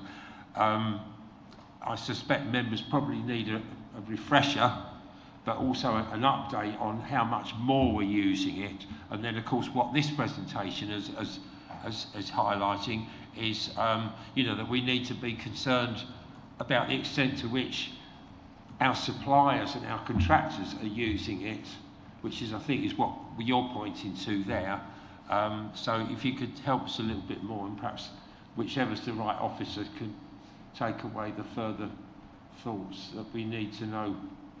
You know, we need to understand more than we do.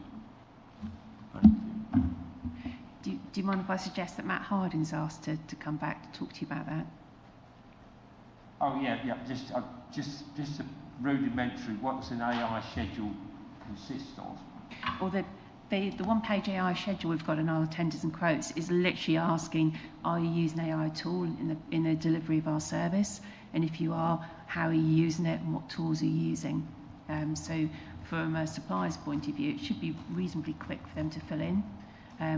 The more detailed work is the more in-depth form, the second stage form, and that would take, you probably need to give them a few weeks to be able to complete it. It's quite in-depth in terms of looking at the detail, but also it's a lot of work for our end as well, from our IT team, to actually go through that and start looking at where the risks are and making sure we've got the information we need to log it into the AI register that we've got corporately.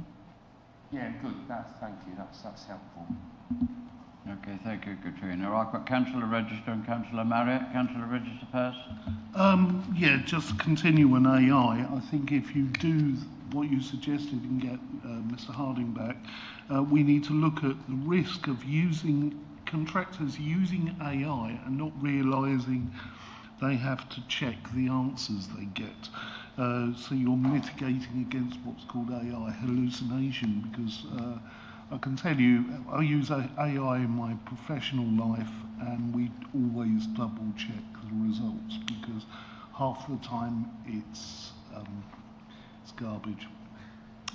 And the risk is, if nobody checks that, then they could end up making a decision relating to a contract with one of our councils that goes wrong because they made a wrong calculation because AI told them that was the answer. And the other problem is, can you explain non-hosted web-based applications? Because in my technical brain, that tells me it's what we call peer-to-peer. Because non-hosted means it's not on a server. Web-based means it works over the web, and therefore it must be a peer-to-peer system. Or do you mean something else? I'm not an IT expert, so do you mind if I defer that question and ask Matt to come back and discuss it? My understanding is that where we are not hosting it, but we are accessing a web-based application they're providing for us, that we need to see how we interface with it. That's fine. Okay, thank you. Councillor Marriott. Just a couple of little things to clarify for me, and something a little bit longer. Regarding the contract award, you referred to Unit 4, and I just wonder what that was. Supplier added to Unit 4. That's to make sure that What is Unit 4? Oh, Unit 4 is our finance system. Oh, right, okay. So where we award a contract to a new supplier that isn't already on our finance system, then we'd add them to our finance system. And at the end of the contract, you referred to TUPE, T-U-P-E. What does that stand for? TUPE, so that's the transfer of undertakings, where you have staff that work in a contract that may have a right to transfer to a new contract. And lastly, it said that there's 50.5 million spent with the top 100 suppliers. If I understand it right, only 42% of this is currently listed on the contract register. So sort of what progress is being made to improve that? Within that top 100, we have some very large spends. So, for example, we've got all our shared services with Suffolk County Council, with the Ipswich Borough, and they would be listed as external spend on that register. So, straight away, those councils make up a quite significant portion of that. We've also got some of the housing. So, for example, the agreement we've got with Bellway Homes, and again, very large numbers, and that's in there as well. But we've been quite limited what progress we could make last year regarding look at that top 100 spend. But that's part of the work that we're doing moving forward. One of the things we have done this year is we identified within that top 100 there was a couple of our local building suppliers who are getting significant volumes of work, just piecemeal in the work. So, for example, we've put in place now a short-time minor works contract whilst we're going out to tender for a longer-term minor works contract, and that will capture over £1 million worth of that non-contracted spend because we identified it through looking at the top 100. Thank you. Okay, Councillor Riley, then Councillor Whitehead, please. Thank you very much, Mr. Chairman. Can we go back to graph slide number 1?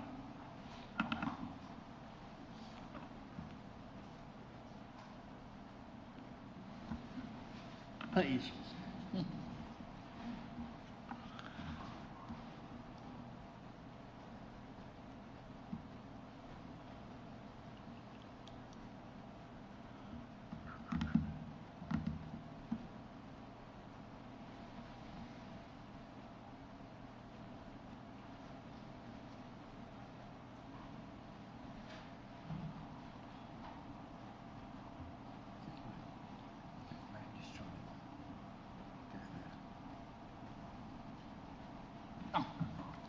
Thank you.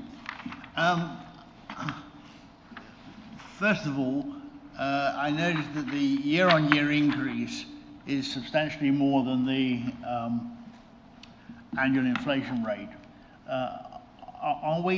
Is there any explanation for this anomaly? The year-on-year increase is because we've got more spend that's contracted, so it's not linked to inflation. No, I realise that. So what we've done is we've identified contracts that have already been let but weren't on the register. But also we've looked at non-contracted spend and created additional contracts. So we've got more control of our money and where we're spending it, and we've got more robust contracting arrangements in place. So that's where you've got the step change there. That's fair enough. Thank you very much. That's what I'd hoped, actually. Right. Can you... I'm a bit lost in so far as our current annual spend is 42 million, up from 37. Is there an overlap here that I'm not seeing? Because we've got 25, 26, we just finished, it's 37.9 million, and then current 26 is 42 million. Do they overlap at all, or are they completely separate figures? They're separate financial years, but this is only the spend that's on the contracts register. So in 23-24, we only had 22.4 million of our overall spend on the register, but last financial year we had 37.9, and then we've put extra contracts on the register since January, which is why it's gone up to 42 currently. Okay, thank you much. I found the opposite end of the report, the details, what's required of our contractors, quite interesting. Is there any evidence, anecdotal or otherwise, that suggests that people are walking away from doing business with us because of our requirements? I've not identified any evidence of that at all. And this presentation, of course, is regarding the contract management of the contracts. So this is what we're asking our colleagues internally to do rather than our contractors. What we have already got in place are policies where we're asking our contractors to do things. So, for example, our safeguarding policy, and we're asking suppliers to have safeguarding policies in place. What we're doing here is providing tools for our colleagues internally to look at those policies and make sure that they are appropriate. So if anything, it's a support to suppliers, because if they pick up things that could be improved, it's a conversation to practically have and to support our suppliers to improve their practice. And of course, if we see something that's particularly good, it's an opportunity to showcase with them as well. Okay. All right, thank you. Thank you, Chairman.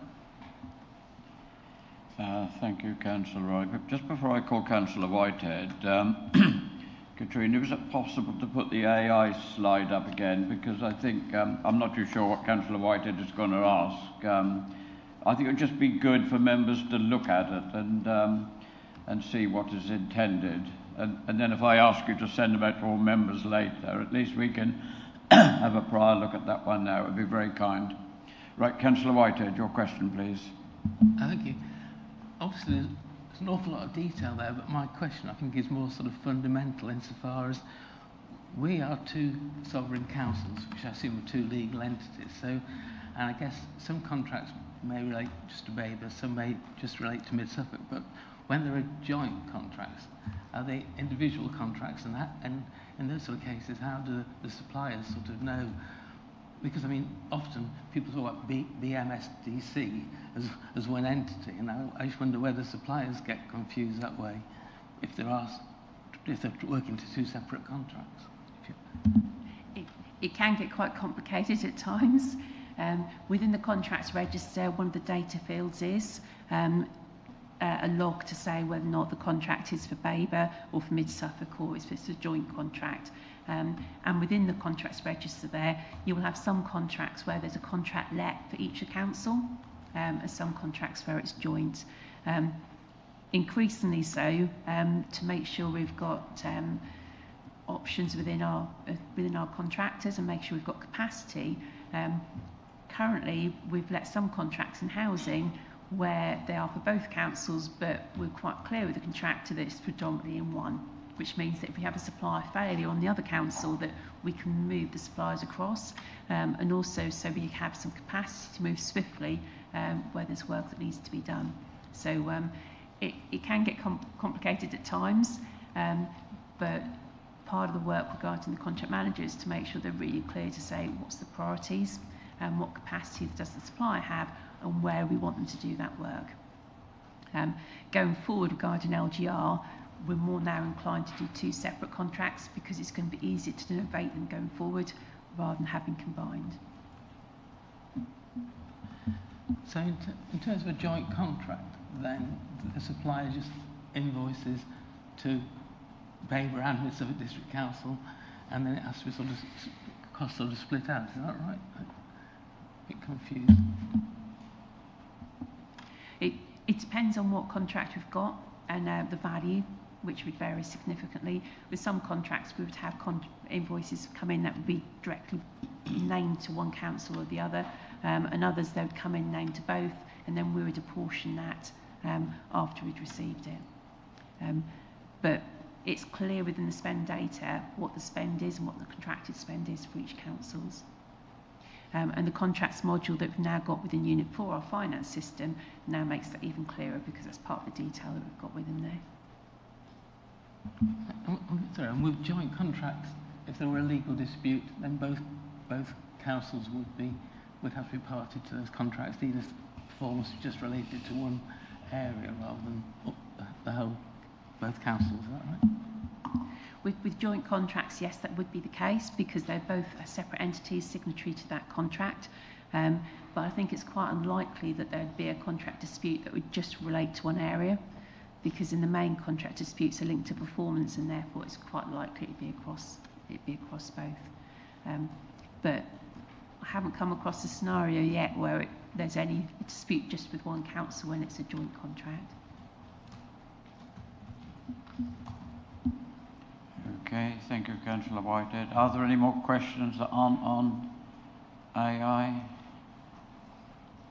Okay, if you'd be kind enough just to put the slide up again about, I can't remember, oh here it is, you've got it already, yes.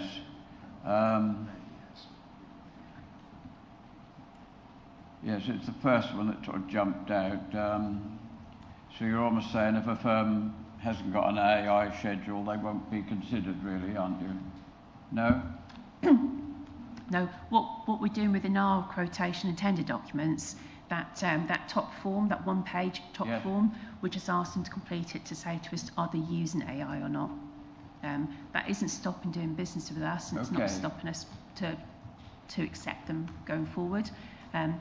If they are using AI within the and processing our information within it, then we'd want to do an additional check before the contract started, and that's the second form we've got there. So the first one is just a filter, just to identify what's there. But because so many suppliers now are using AI just in the general business, you know, when they're doing the search engines on the internet, we're now making that a little bit more detailed to capture the first level of data. Okay, it's becoming a little clearer now, thank you. What about all the other statements, members? Are you happy with what's in there? Or a bit more understanding now? It's the first time we've seen anything like this, isn't it? So we do need really to know what's going on,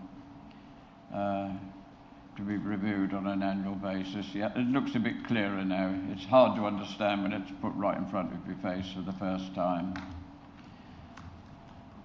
Still want that full member update. Yes, okay. Yeah, I'm sorry if this is a bit like University Challenge. It's not meant to be, I assure you. Councillor Register. I think the use of AI in contract management, and in fact anywhere within councils, is something that needs to be looked at and reviewed regularly, because it's developing constantly. Yes. And will become more prevalent, but more risky at the same time. So therefore it has to be something that's got to be constantly reviewed and considered. Well, it's possibly the risk that concerns me. Councillor Marriott and then Councillor Rowe, you've got a hand up here. I'm going to say, I mean, people have always got information from other sources, so there's always a sort of difficulty in verifying, but I suppose the thing is that there's just might have been a small amount of facts, whereas the danger perhaps with AI is that people might sort of copy a vast amount of data and sort of insert that, and maybe that's more difficult to verify. Yes. Councillor Rowe? Yeah, it's kind of crossing over different agenda items, because I'm pretty sure I've seen a table in these papers which talks about AI and kind of looking at the risks and stuff, so I can't find it in the papers just yet. But basically, is kind of this going to feed into that bit? If someone can remember which table I'm looking at in the agenda? John Snell, try and find it now. Please. Let me bring you in. Sorry, you may have picked it up from the internal audit plan for next year, because I'm sitting here feeling quite smug that it's actually in my plan for next year. However, I am not an AI specialist, but I'll be working with Matt Harding as well. So we're looking at the legality, the ethical issues associated with it, how we use it internally, how external people use it and filter into us. So there is a policy, there is going to be training. Now, I don't know whether that's extended to members, but that's something, again, I just need to have a conversation with Matt. But if I can provide a level of assurance that it is in the plan for next year as a priority one, so it will be undertaken this year, sorry, as we're in 26, 27, so thank you. Thank you, John. I think it would be very helpful, because we're managing risk here and we're suddenly aware that this could be quite a big one coming up. Hopefully not, but yes, that's very useful. Okay, anything else? This is no debate on this, no vote, but it's just for noting. Comfort break, two chunky items to go. Yes, yes. Oh, I'm aware of that, yeah. Well, we can also have comfort break. No, I mean, yeah, that before we start these. Yeah. Okay, then, it's all for noting. Done. We'll keep an eye on it. And, yeah, Katrina, I've asked you to send the slides out, so then... More questions and answers there. Absolutely. Thank you very much. Right, we're on to...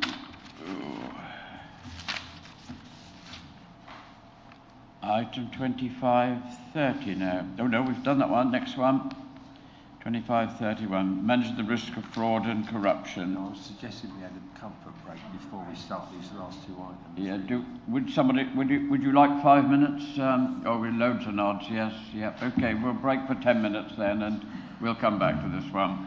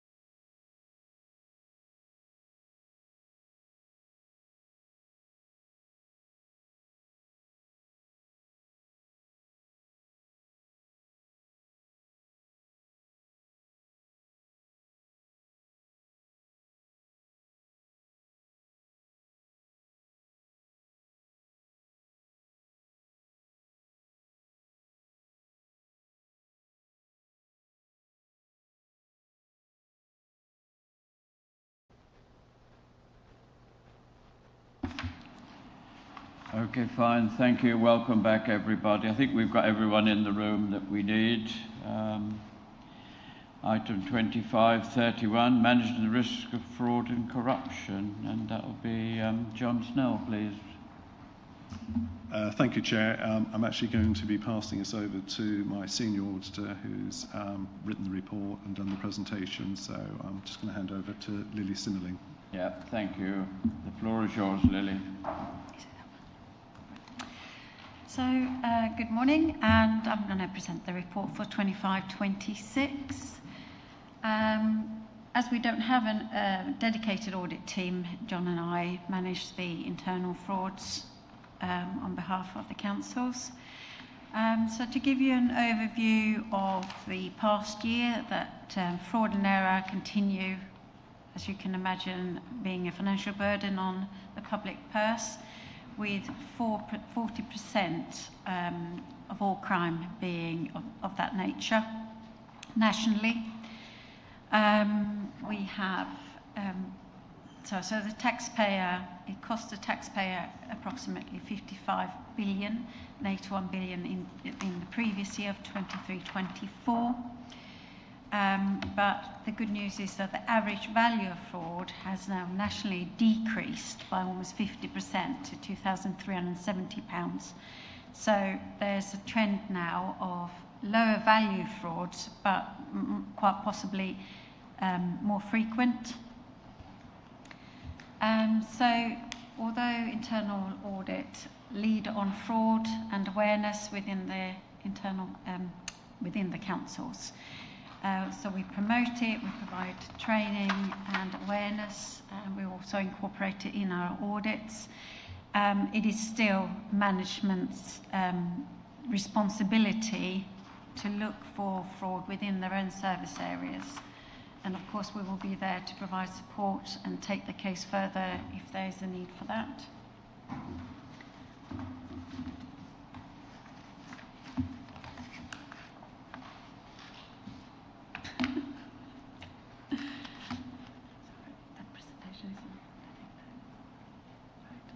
Sorry. So just going further on. So I'm the lead officer on internal audits, fraud, and I look after such areas as the portal, etc. Bear with me just 1 second. Thank you.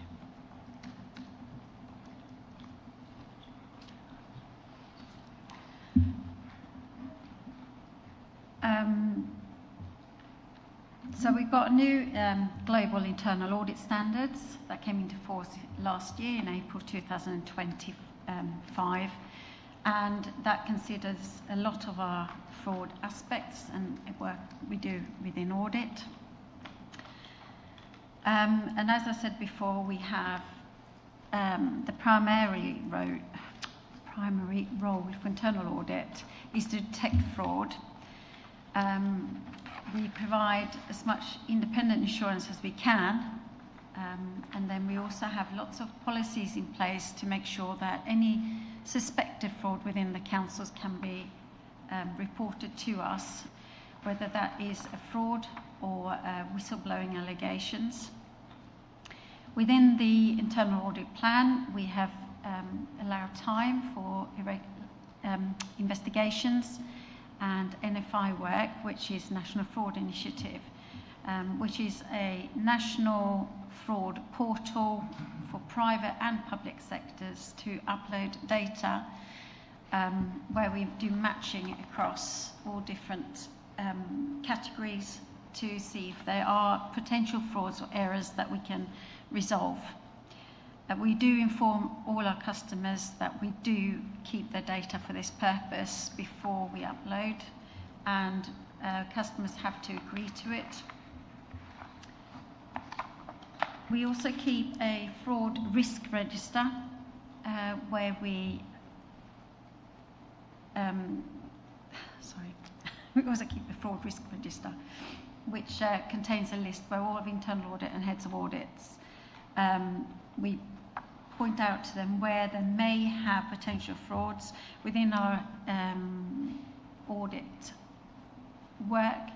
We have risk registers that are based on risk, and within that is also fraud risks that we take into account.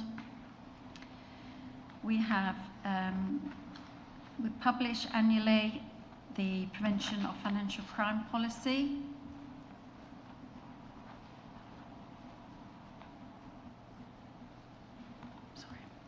So when we do the counter fraud work, we raise awareness by offering money laundering e-learning modules. I believe that some of you members asked for some of that training the last financial year, and that was offered up to anybody who wanted to. So if you still are interested in undertaking that training, that is available. For all staff, it's mandatory if you manage any sort of financial transactions. And we do have training that we've also rolled out to all heads of service. When you have completed an e-learning module for an officer, it's automatically filed on their personal records, and it's also renewed regularly. I believe it's every 3 years, where you get a prompt to continue to learn new risks about this area.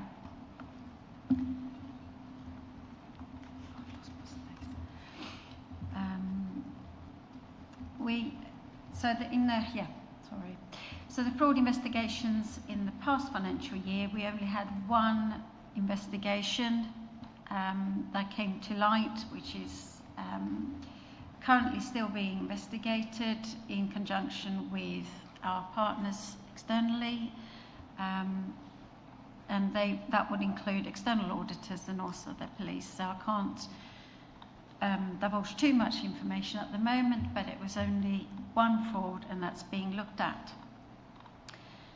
There were no fraud investigations in the previous year.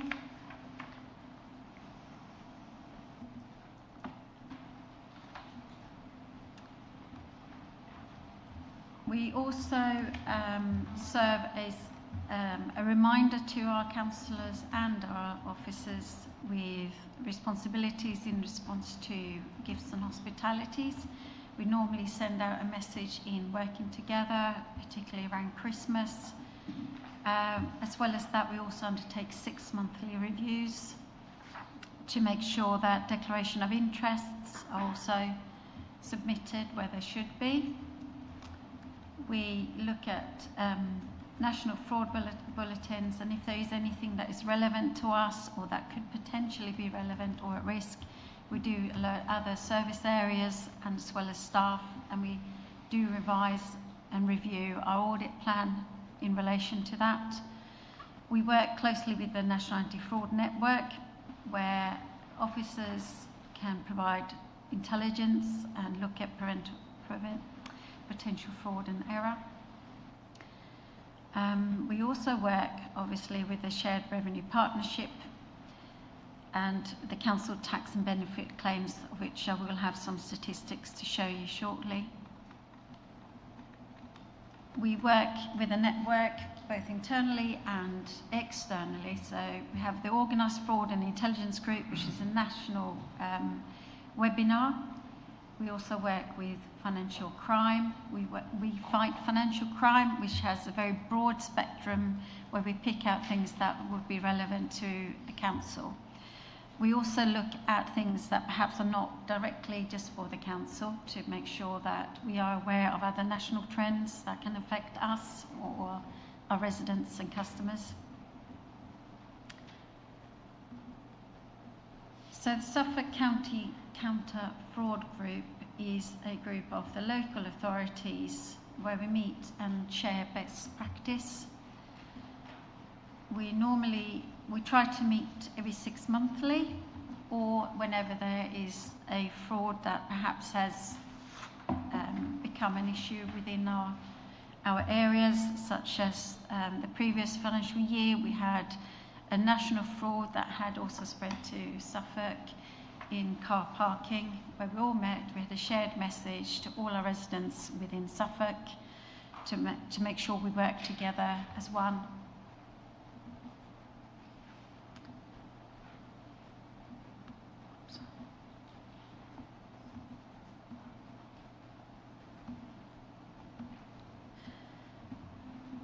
So in DWP and HMRC, shared revenues, we share statistics yearly with you, and that is that in between February 25 and January 26, they had £812.07 worth of overpayments for BABA. That equated to 27 cases, and 29 cases for Mid Suffolk worth £3,357.67 that we were able to recover in overpayments. And they're classified as errors, and that was 40% subsidy that we were able to get back from the central government. The fraud, The fraud update from the shared revenues, where we have identified frauds and errors. So you'll be able to see that there was 177 of claims that we removed for BABA and 169 for Mid Suffolk. And the values for BABA then equated to £108.305 and £96,578 that we were able to return back to our councils.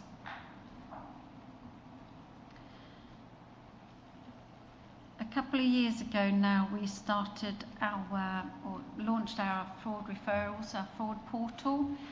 That has been a quite consistent use of it. So it wasn't that it was a slow uptake or that it's taken off more.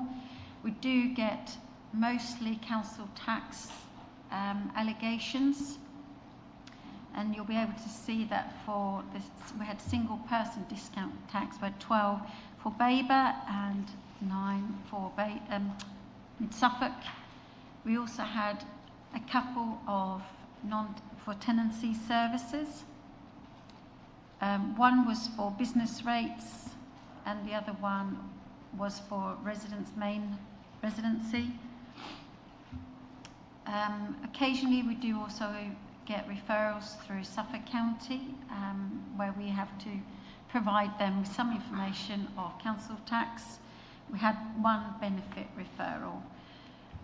Most of these allegations you'll see came for BABA this year.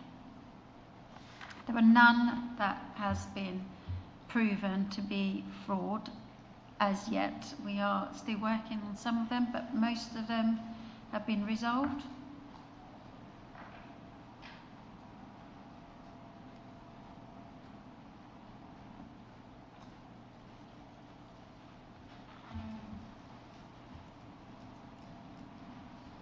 So nationally, we also work with the National Fraud Initiative, and like I said, it's a national portal where private and public sector upload data. It's a biannual exercise for majority of our data, apart from elections services, which is yearly, and single council tax. So what we have here is the exercise that we did for for last financial year.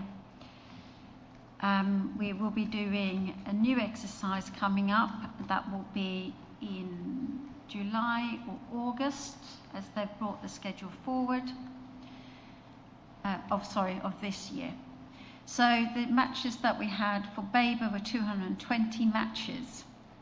What's important to note is that they are not all potential frauds. There are some errors, some may just be spelling mistakes. They're rated from high to low risk. However, the main significant points I want to just draw your attention to is that 10 matches are currently under investigation. 8 has been identified as duplicate creditor payments in BABA. Most of those errors were due to the transfer of the financial systems. We have been able to identify them. £26,069 has been recovered. We've got £2,678 still referred to BABA's debt collection process. We had 313 matches for Mid Suffolk. 8 were errors relating to creditor, duplicate payments, again because of the financial systems transfer. 3,464 has been identified as direct financial savings, and the debts for Mid Suffolk has already been recovered in full.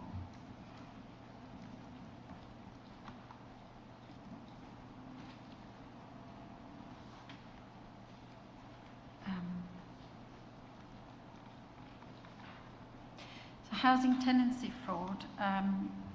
We had 3 cases of alleged subletting reported to Open Housing in the last financial year. There were 2 cases that were unfounded and were closed, and the remaining third is still under investigation. And I'm pleased to say that we're coming to the end of the COVID grant work, but it has meant that we now have referred back all our grant outstanding debts where we have identified fraudulent or error applications. That's now gone back to BASE, who will be trying to recover those, and we will not be liable because we have followed all the debt recovery process, which was part of the conditions of the grants. So looking ahead for fraud in particular is that we're going to continue working with NFI. We support both councils by raising awareness through our e-portals and through our messages. We do the counter fraud presentation to yourselves. We work with the Suffolk Fraud Group, and we also work outside of our districts with other councils and also non-council organisations.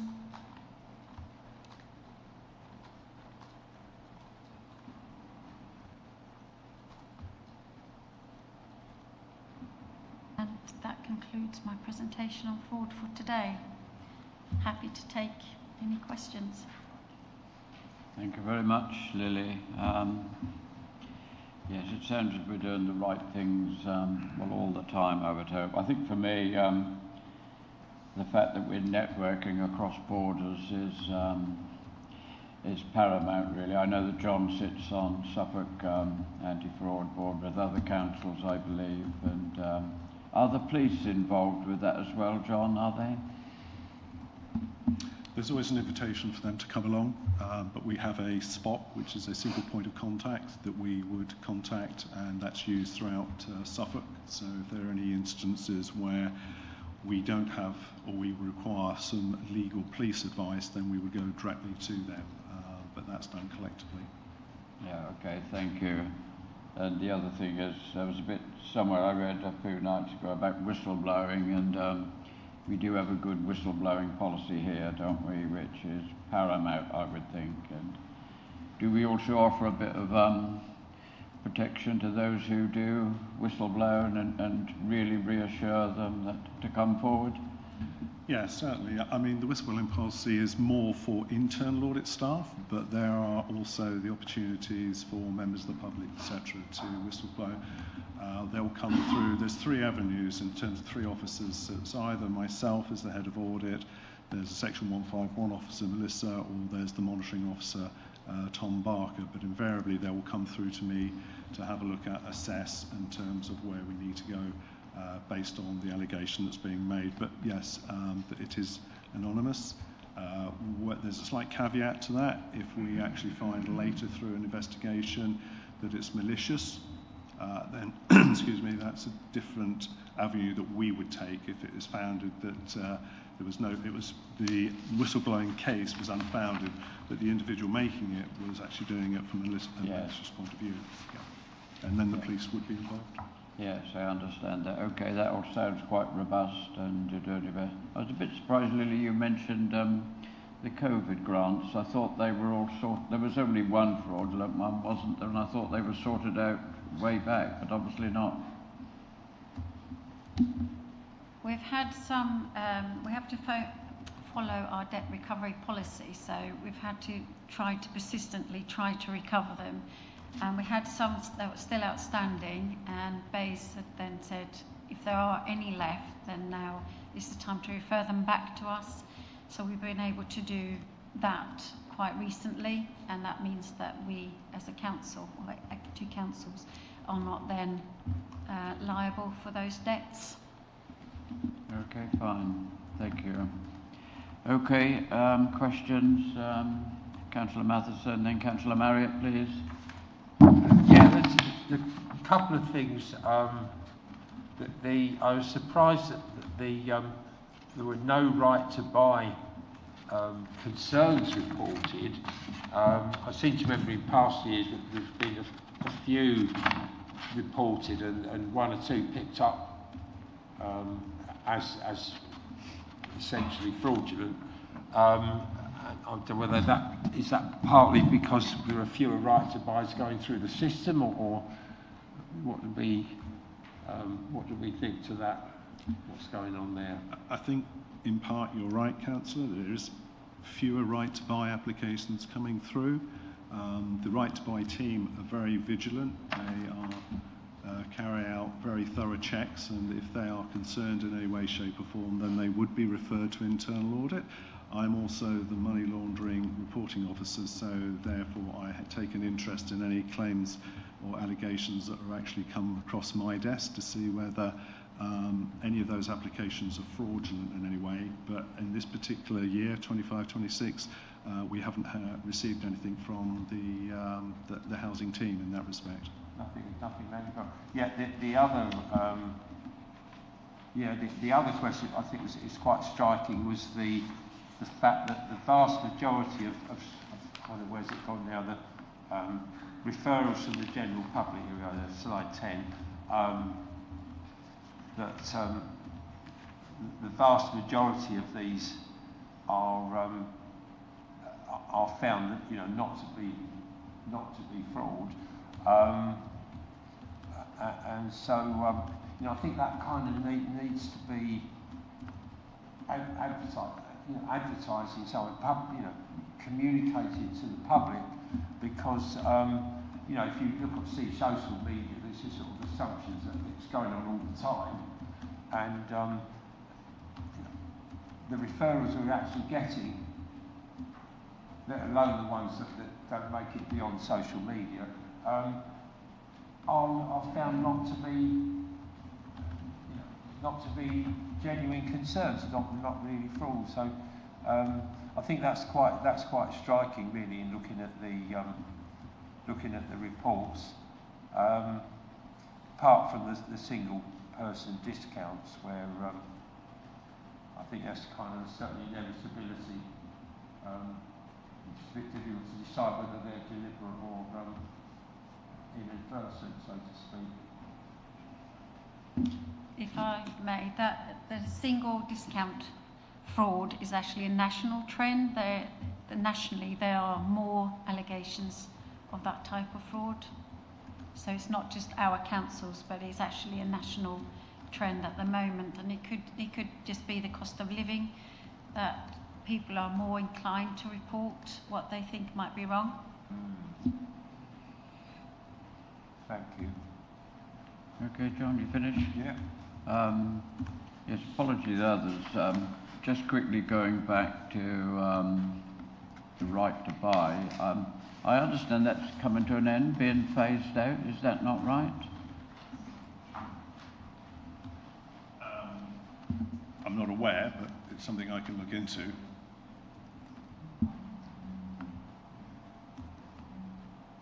I thought it was the name of the present government, and then named a date, so that may be one of the reasons it slowed it down. I'm looking at Melissa or anybody.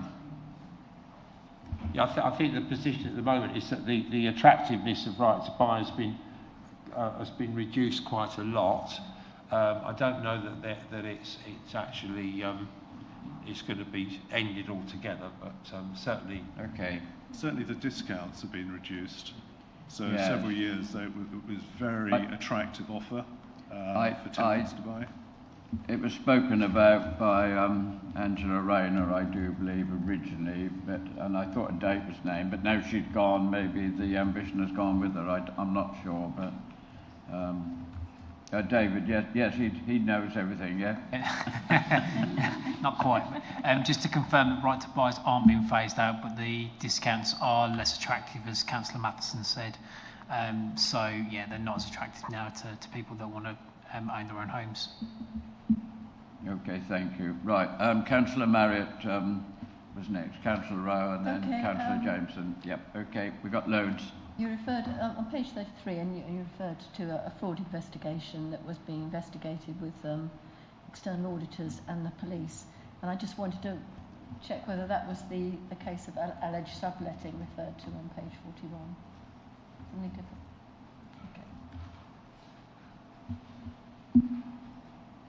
Okay, Councillor Rowe, please. Yeah. My question is broadly about like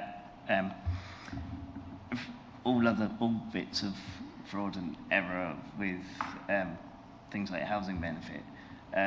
So was there no official error, and do we look at where there's underpayments and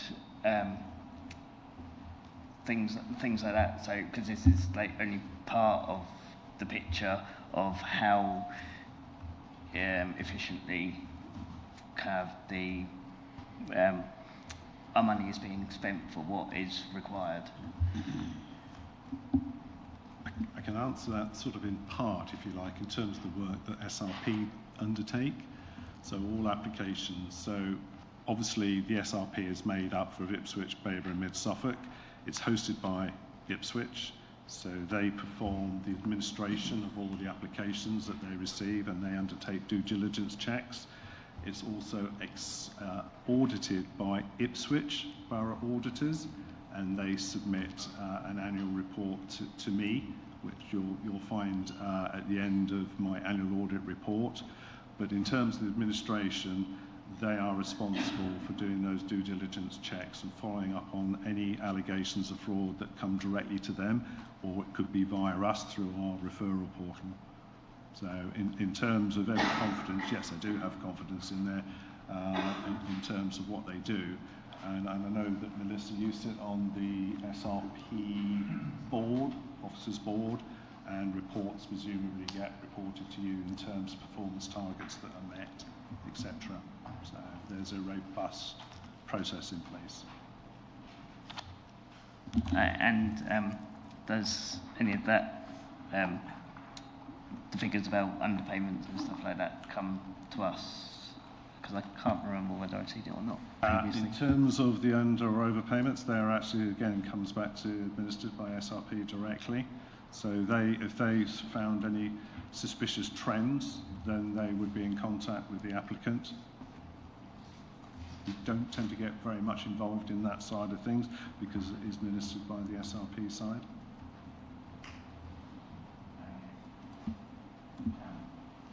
And probably also by the administrated by the SRP side thing,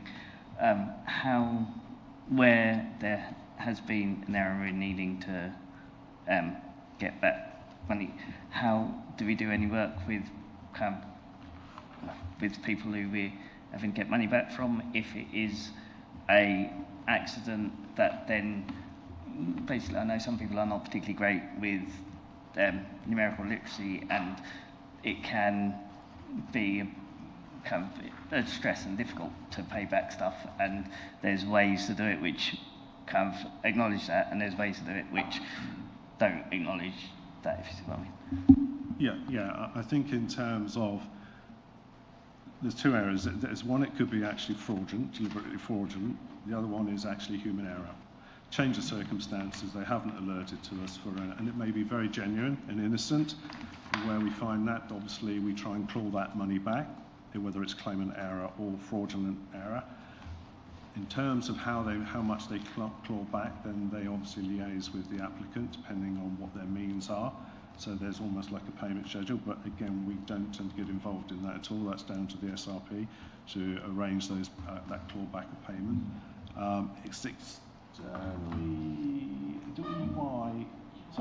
We also do subsidy claims, so they also undertake external audits of the SRP as well. in terms of their performance levels.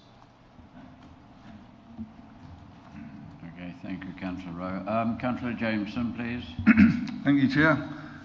With regard to the NFI matching, what data is actually matched to identify frauds?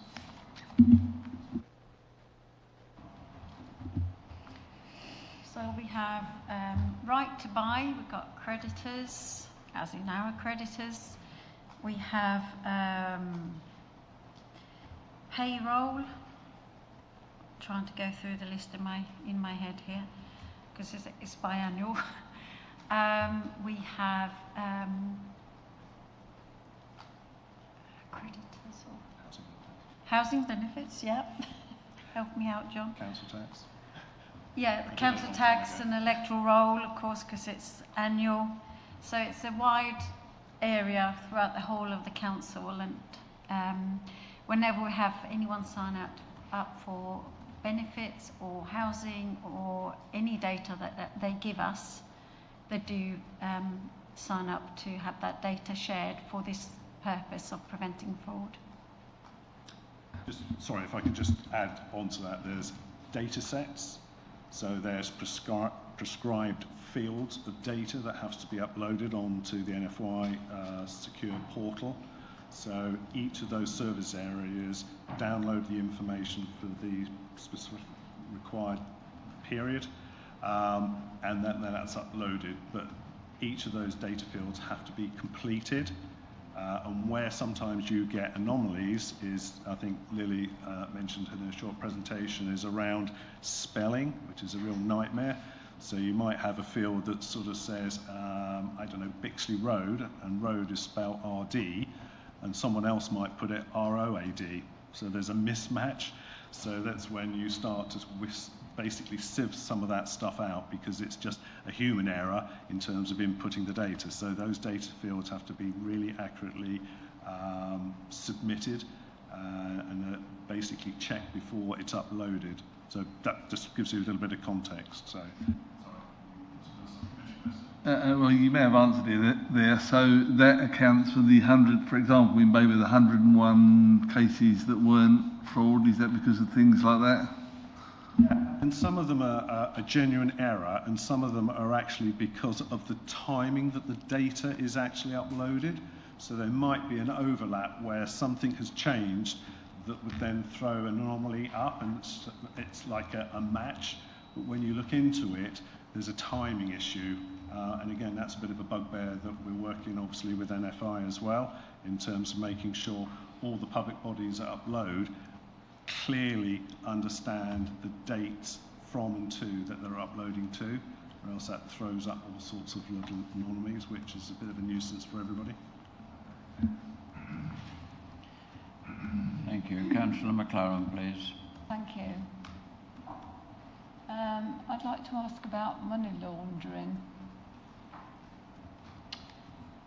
A lot of money laundering is not big sums, but it's things that go unnoticed. Where we're providing grants, and sometimes small grants, what have we got in place to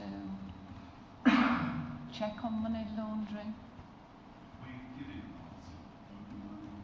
Well, say a locality grant. We have councillors have locality grants, but there are other grants that go out. Well, it's where somebody changes what they've applied for. Sorry, apologies, I'm probably not following this. No, well, I'm just speaking from experience actually, but can I just ask what we have around with staff so they're aware of money laundering? So, I think as Lily pointed out, we have an e-learning module. So all members of staff are required to actually take that e-learning module, and that's from anybody that's actually undertaking financial transactions, and that gets refreshed. I think you said every 3 years. Every 3 years, and that's mandatory. Okay. And that goes on to, as I said, their independent personnel file. We also keep tabs who has undertaken the training and who hasn't and who needs reminding. But it's quite a comprehensive e-learning module that really explains what e-learning module in terms of money laundering is and some of those checks that you should be looking out for. So. Thank you. Okay, any more from you? Oh, yes, Councillor Rowe. On that, I might have missed it, but I know of a grant where it's come to light that something was invoiced for but not necessarily done, like, so there's a worry about something, and it didn't, and the community team is looking into this, but I don't think it's in here. I can kind of tell you a bit more information, not in this context, because we're not, yeah.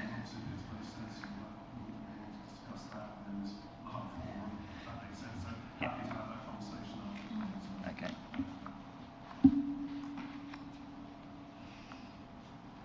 Okay, anything else? Any more questions? John, you happy? Yeah, just one other observation, if I may. Slide 15, looking ahead, etc. Counter fraud presentation to members to improve levels of awareness, fraud, etc.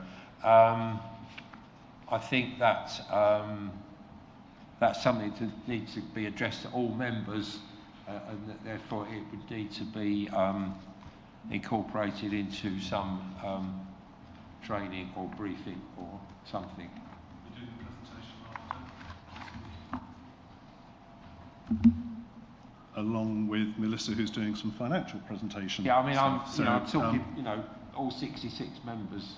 Yeah, the request initially from this committee was that you required some extra training. So yeah, there is that as well. Yeah, but the presentation can be shared with all members across. Right. Yes. Okay. Yes, as long as we are actively doing what it says here. Thank you. Okay, well, there's a section open for debate, but I think we've probably questioned and debated enough, haven't we? So, unless there's something to say, we'll go straight to the vote. Councillor Rowe. Yeah, for the debate bit, I suppose, proposal, I would like to see when reports like this come in future, about the underpayments and official errors and not just the fraud side, because that can be a worry if we're not delivering the service we need to, especially to some of our vulnerable residents. And if there's that information that is held by Ipswich Borough Council, then hopefully it can be kind of given to us. Is that possible to see the underpayments? I think that's the question there. I think we just need to approach SRP and see what information that we can generally get. It might be just an overview in terms of how many cases, underpaid, overpaid, in terms of what the outcome is, but I would need to obviously speak to their managers on that particular point, Councillor. Yeah. Okay, thank you. Let's go to the vote. This needs, yes. I propose that we note the contents of the report.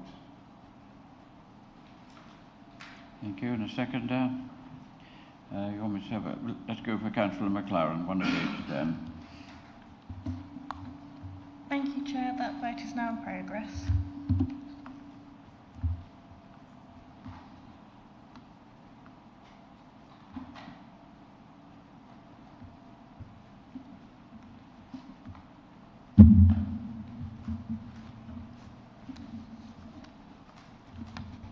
Thank you, Chair. That is 7 votes for. That's carried. Okay, thank you very much. Now, the last item on the agenda is the internal audit plan. What we're going to do next, basically. So I think that's down to you, John. Okay, thank you, Chair. So with the report that you have in front of you, basically its main purpose is to provide you with details of the audit plan for 26-27.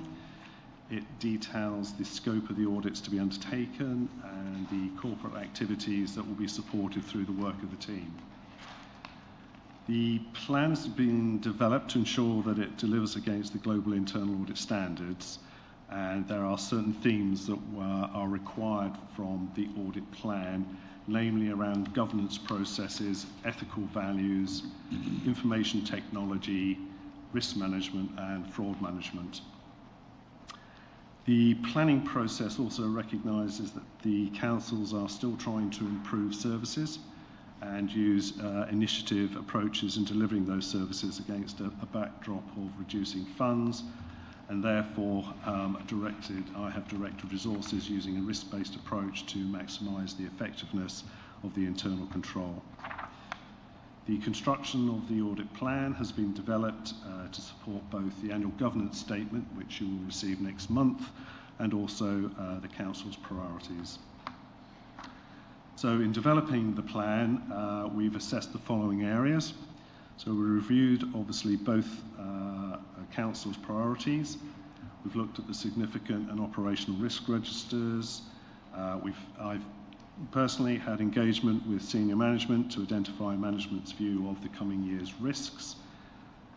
We've also looked at the 26-27 budget to evaluate levels of income and expenditure, value of assets and volume of transactions.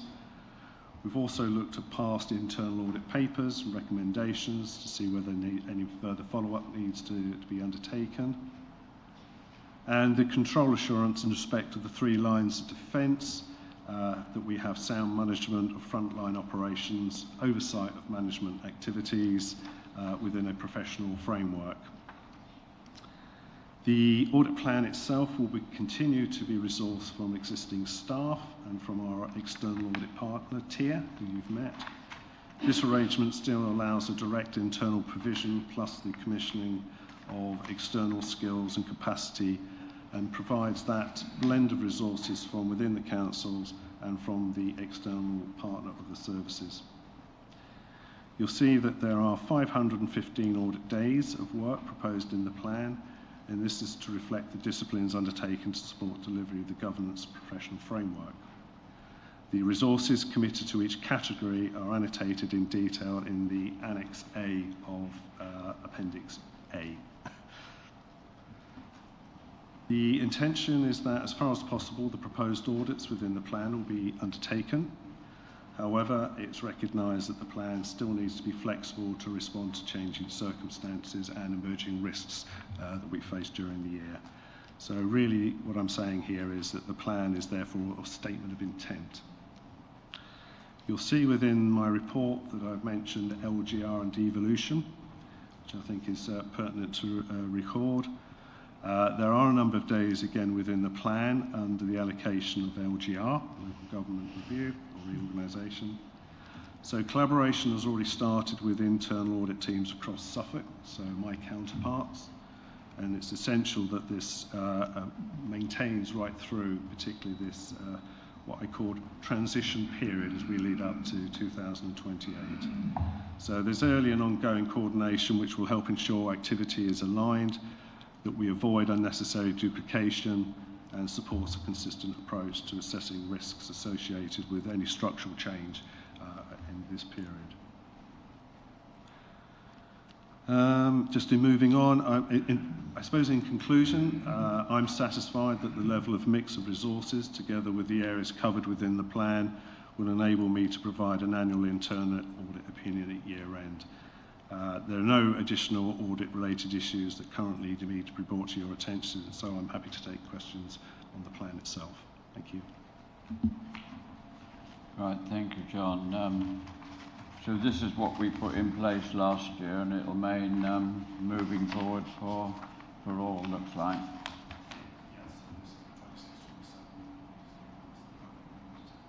Yep, okay. Yeah, because it seems quite new, this global internal standards, and but obviously it's working, and so it'll be for the future as well, you're basically saying. Yes, so the Global Internal Audit Standards came into effect from the 1st of April 25. Yes. Before then, it was public sector internal audit standards, so they've moved on in terms of what's required from myself and the internal audit team right up throughout the land, so it's not just me. And I think I brought a paper several months ago about those standards and the impact it would have on the service function moving forwards. Yeah, good, thank you. Okay, questions? Yes, Councillor Marriott, please.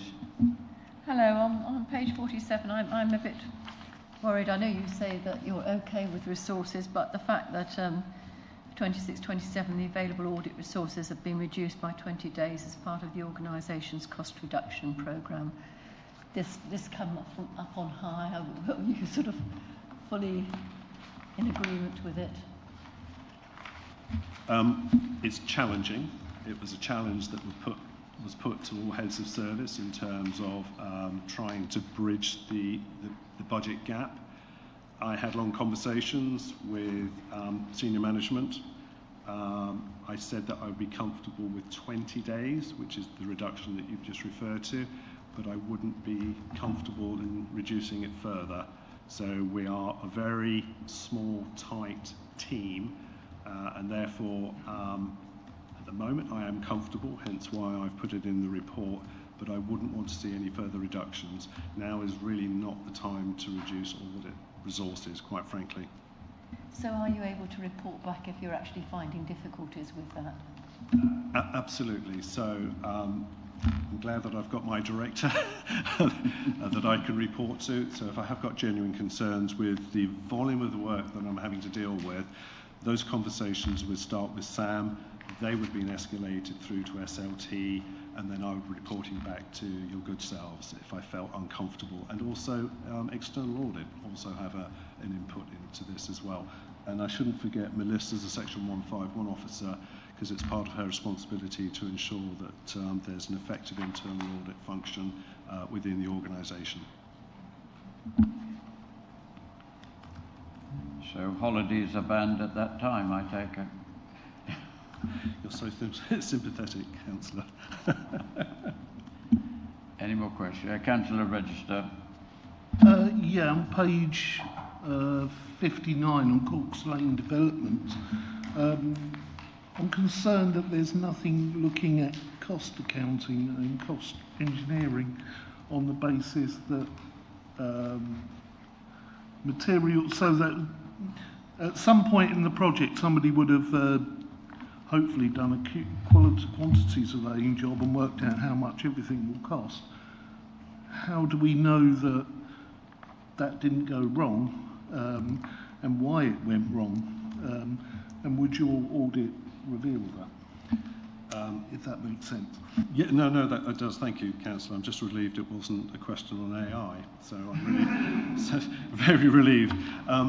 So this is obviously a sensitive piece of work, and I think Councillor McLaren, you can also vouch for this, that ONS are interested in looking at this, and they will be helping to develop the internal audit brief for this piece of work. So what you have in front of you is just an overview of the types of stuff that we're going to look at. The detail will then be formed through a working brief, which will get signed off by ONS, myself and the Director for Property and Investment.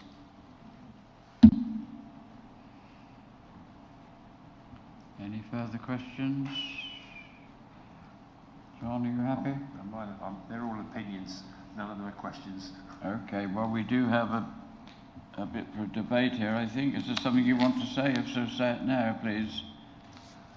I think the given past experience, I wonder whether we shouldn't be having more days for the request for support from management, unplanned investigations, etc. That was one thought I had, and similarly with the support for management handling local government reorganisation, I feel as if that's going to grow and grow. It's already starting now. We've had we've said a lot about artificial intelligence, and that's one where we don't quite know whether that's going to need lots more attention or not. But certainly the LGR one, I feel will. The other quite general point about the prioritisation of the plan, I was wondering whether, given that the the microphone on, given the uncertainties, the great, which are recognised as far as the local government reorganisation is concerned, that knowing, I mean, you'll always feel, well, everything's important, but whether the prioritisation of only one, two, urgent or high, whatever they're actually, can't quite read them now, but the level of risk, high, medium, low, whether actually that needs finessing more into kind of 5 things that we absolutely must do, down to things that really, if we get squeezed by more LGR, more AI, more other questions stemming from all the changes, that there won't be, you won't need to come back to say that, well, some of the level 1 risks we haven't been able to carry out because, whereas if they were kind of level 3 risks, or level, then it wouldn't be quite so bad, kind of thing. That the higher degree of risks requires a greater degree of qualification, let's say, or classification. Classification's a better word. Than what we've got here. And I think that the other point that maybe is somewhat a question is the delay of the election of the mayor isn't stopping the fact that money's being spent at that strategic level. And I'm just wondering, at some point, are we going to be looking at that? Because public money is being spent. I know we stopped short of appointing a chief executive for that strategic authority, but Essex actually appointed one. So you can see that there is money being spent, basically. I just wondered what we're going to do about that. That is the question. I'm sorry it didn't come up in the question time. I'm not sure who's going to answer that one, but you're welcome anyone to have a go, please.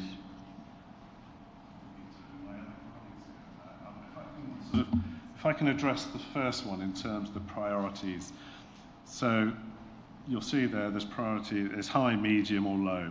So the priority ones, so the priority ones, so when I develop an audit plan with all the audits, everybody sort of feeding into that, there's a level of weighting against each of those proposed audits. So that will be the transactional, the volume, any management concerns, lack of management oversight. Is there any past audit papers recommendations that need to be refreshed, if you like? So there is a scoring mechanism that we tend to use across Suffolk. So it's almost like putting the audit in there, using me as my professional judgment in terms of that level of scoring, and it comes out the sausage machine with a figure. So the higher the risk, the higher the number. So that's how, but I wouldn't, my only requirement from the global internal standards is to give you a priority rating like 1 to 3. It doesn't ask me to do anything else other than provide you with an assurance that what sits behind that is, I'd like to say, a scientific approach. There is a approach in terms of level of weighting, in terms of those themes that get a particular scoring, and it's weighted, and that's a recognised mechanism, if you like, for scoring audits. as opposed to budgets, devolution, that's a little bit outside because obviously devolution is now going to take place after LGR. So that might be something later in the year, next year, the year after, that we look at the budget and how much is spent and how we're accounting for that. But that would be something that obviously Melissa would be involved with, not necessarily internal audit unless assurances in terms of how that money was spent were required. Yeah, I think I take your final point that the it's not us spending the money, but there should be some accountability and governance somewhere for that money. And having not elected a mayor next week, that there seems to be quite the vacuum there actually. So I don't think that could be, you know, our two directors that we have with us today might just kind of take that one away and they're nodding their heads, thank you. Yeah, and yeah, I mean, you've got too many things on a category, you know, risk high category. You see what I'm saying? That if push comes to shove, knowing which ones are, you know, I mean, if we look at risk, you know, how we calculate risk, you know, you can come up from a score of 2 to a score of 16, and I feel for it being a little more detailed than this is what I'm saying. Really. Anyway, that's just my point. I'll leave it with you. I think, to be fair, John, there will be lots of steers coming down from above to help us, and it'll all come a bit clearer as we start to work together. I just hope and pray so. Otherwise, we're all up the creek, aren't we? Let's go up, Councillor Rowe. Just to make things tidy and talk about it on the right agenda item, looking at the AI bit where it's talking about AI usage within the organisation, it'd be good if it was within the organisation and within the contractors, because that's what was being talked about earlier, so it sounds like that needs to be added. Okay. Okay, can I have a proposer and a seconder for the vote on this one, please? Councillor Rowe and Councillor Marriott. Yep. Thank you, Chair. That vote is now in progress.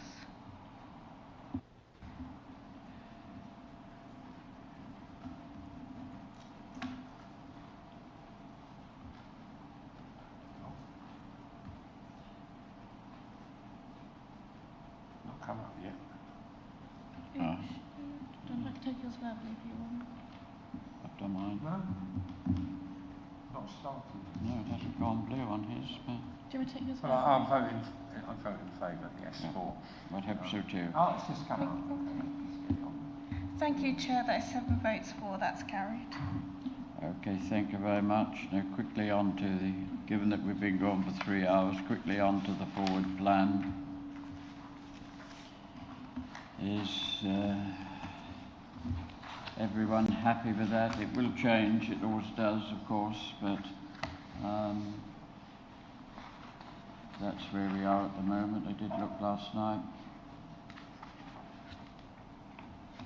It can always be added to, so if any members got, and don't forget we've got an annual general meeting for Baber, so we might have new people on, so it will surely change. Council Register? At least there's no meeting immediately prior to Christmas as there was last year. I didn't mind the Christmas meeting, but took the point about that. It has been amended. I'm that sad I didn't object to that, but I do take on board that others did. That's fine. Councillor Rowe. Would we need to add an IT bit, think about previous conversations, or would that be more a ONS bit? Sorry, Miles, which one is that? So which date? I can't see it on there, but we were talking, because with the AI and everything like right, that, yes. we were talking about having IT come and talk to us. So would that need to be on there, or would that be more an ONS sort of area? Are you saying you would like us to take a view on that? It sounds you are. Yeah, basically, is it something that should be added to do for a plan, or yeah, do we recommend ONS look at it? It sounds a bit more ONS to me, but Sam, can I bring you in? Yeah, so from the conversations I've heard today, it felt more like an all-member briefing type kind of agenda rather than it being something that either needed to go to ONS or JASC. So my view was we'd maybe take this offline. I can share with Matt Harding, the head of IT, all of the questions that were raised today, and then look to schedule an all-member briefing so everyone gets all of that same information and can find out more about kind of both AI and cyber. I think there was a bit of an ask for as well. Does that meet the need, do you think, of councillors today? Yeah, that sounds good. Yeah, seems a good idea to me, I would think, yep. Scrutiny want to put it on their plan, then they can, can't they? Yes, it sounds more like a scrutiny role when the time comes, but we should all have training in it to be sure, yes. Yeah.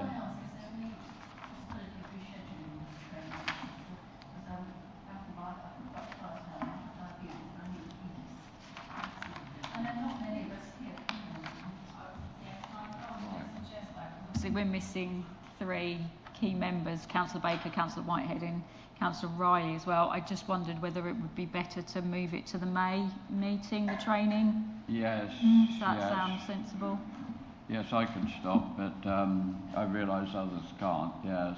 Maybe it could be put sort of on the agenda that we're going to do a week in advance, because I remembered it, but I wasn't quite sure, but that would fit with me. And also, I've had a couple of requests. Could we start at 10 o'clock for the next meeting?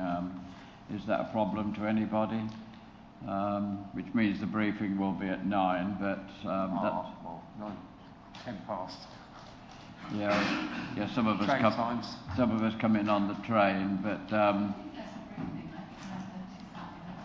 yeah, this has been fine for me. But I realise that. Yeah, well, the briefing's only for chairs anyway. Yes. But maybe I can put it to the committee's team that maybe right, like a 10 o'clock start. Yeah, I'm getting nods all round. I can't see Mandy, but yeah, well, she's fine with it. Okay, thank you everybody. It's been a bit of a long haul, hasn't it? But we've got that, and really good Questions and really good debate for the office to take away. And thank you to all the officers who turned up. I didn't lasted the course. But we've done valuable work today, so thank you for all your efforts. Yep.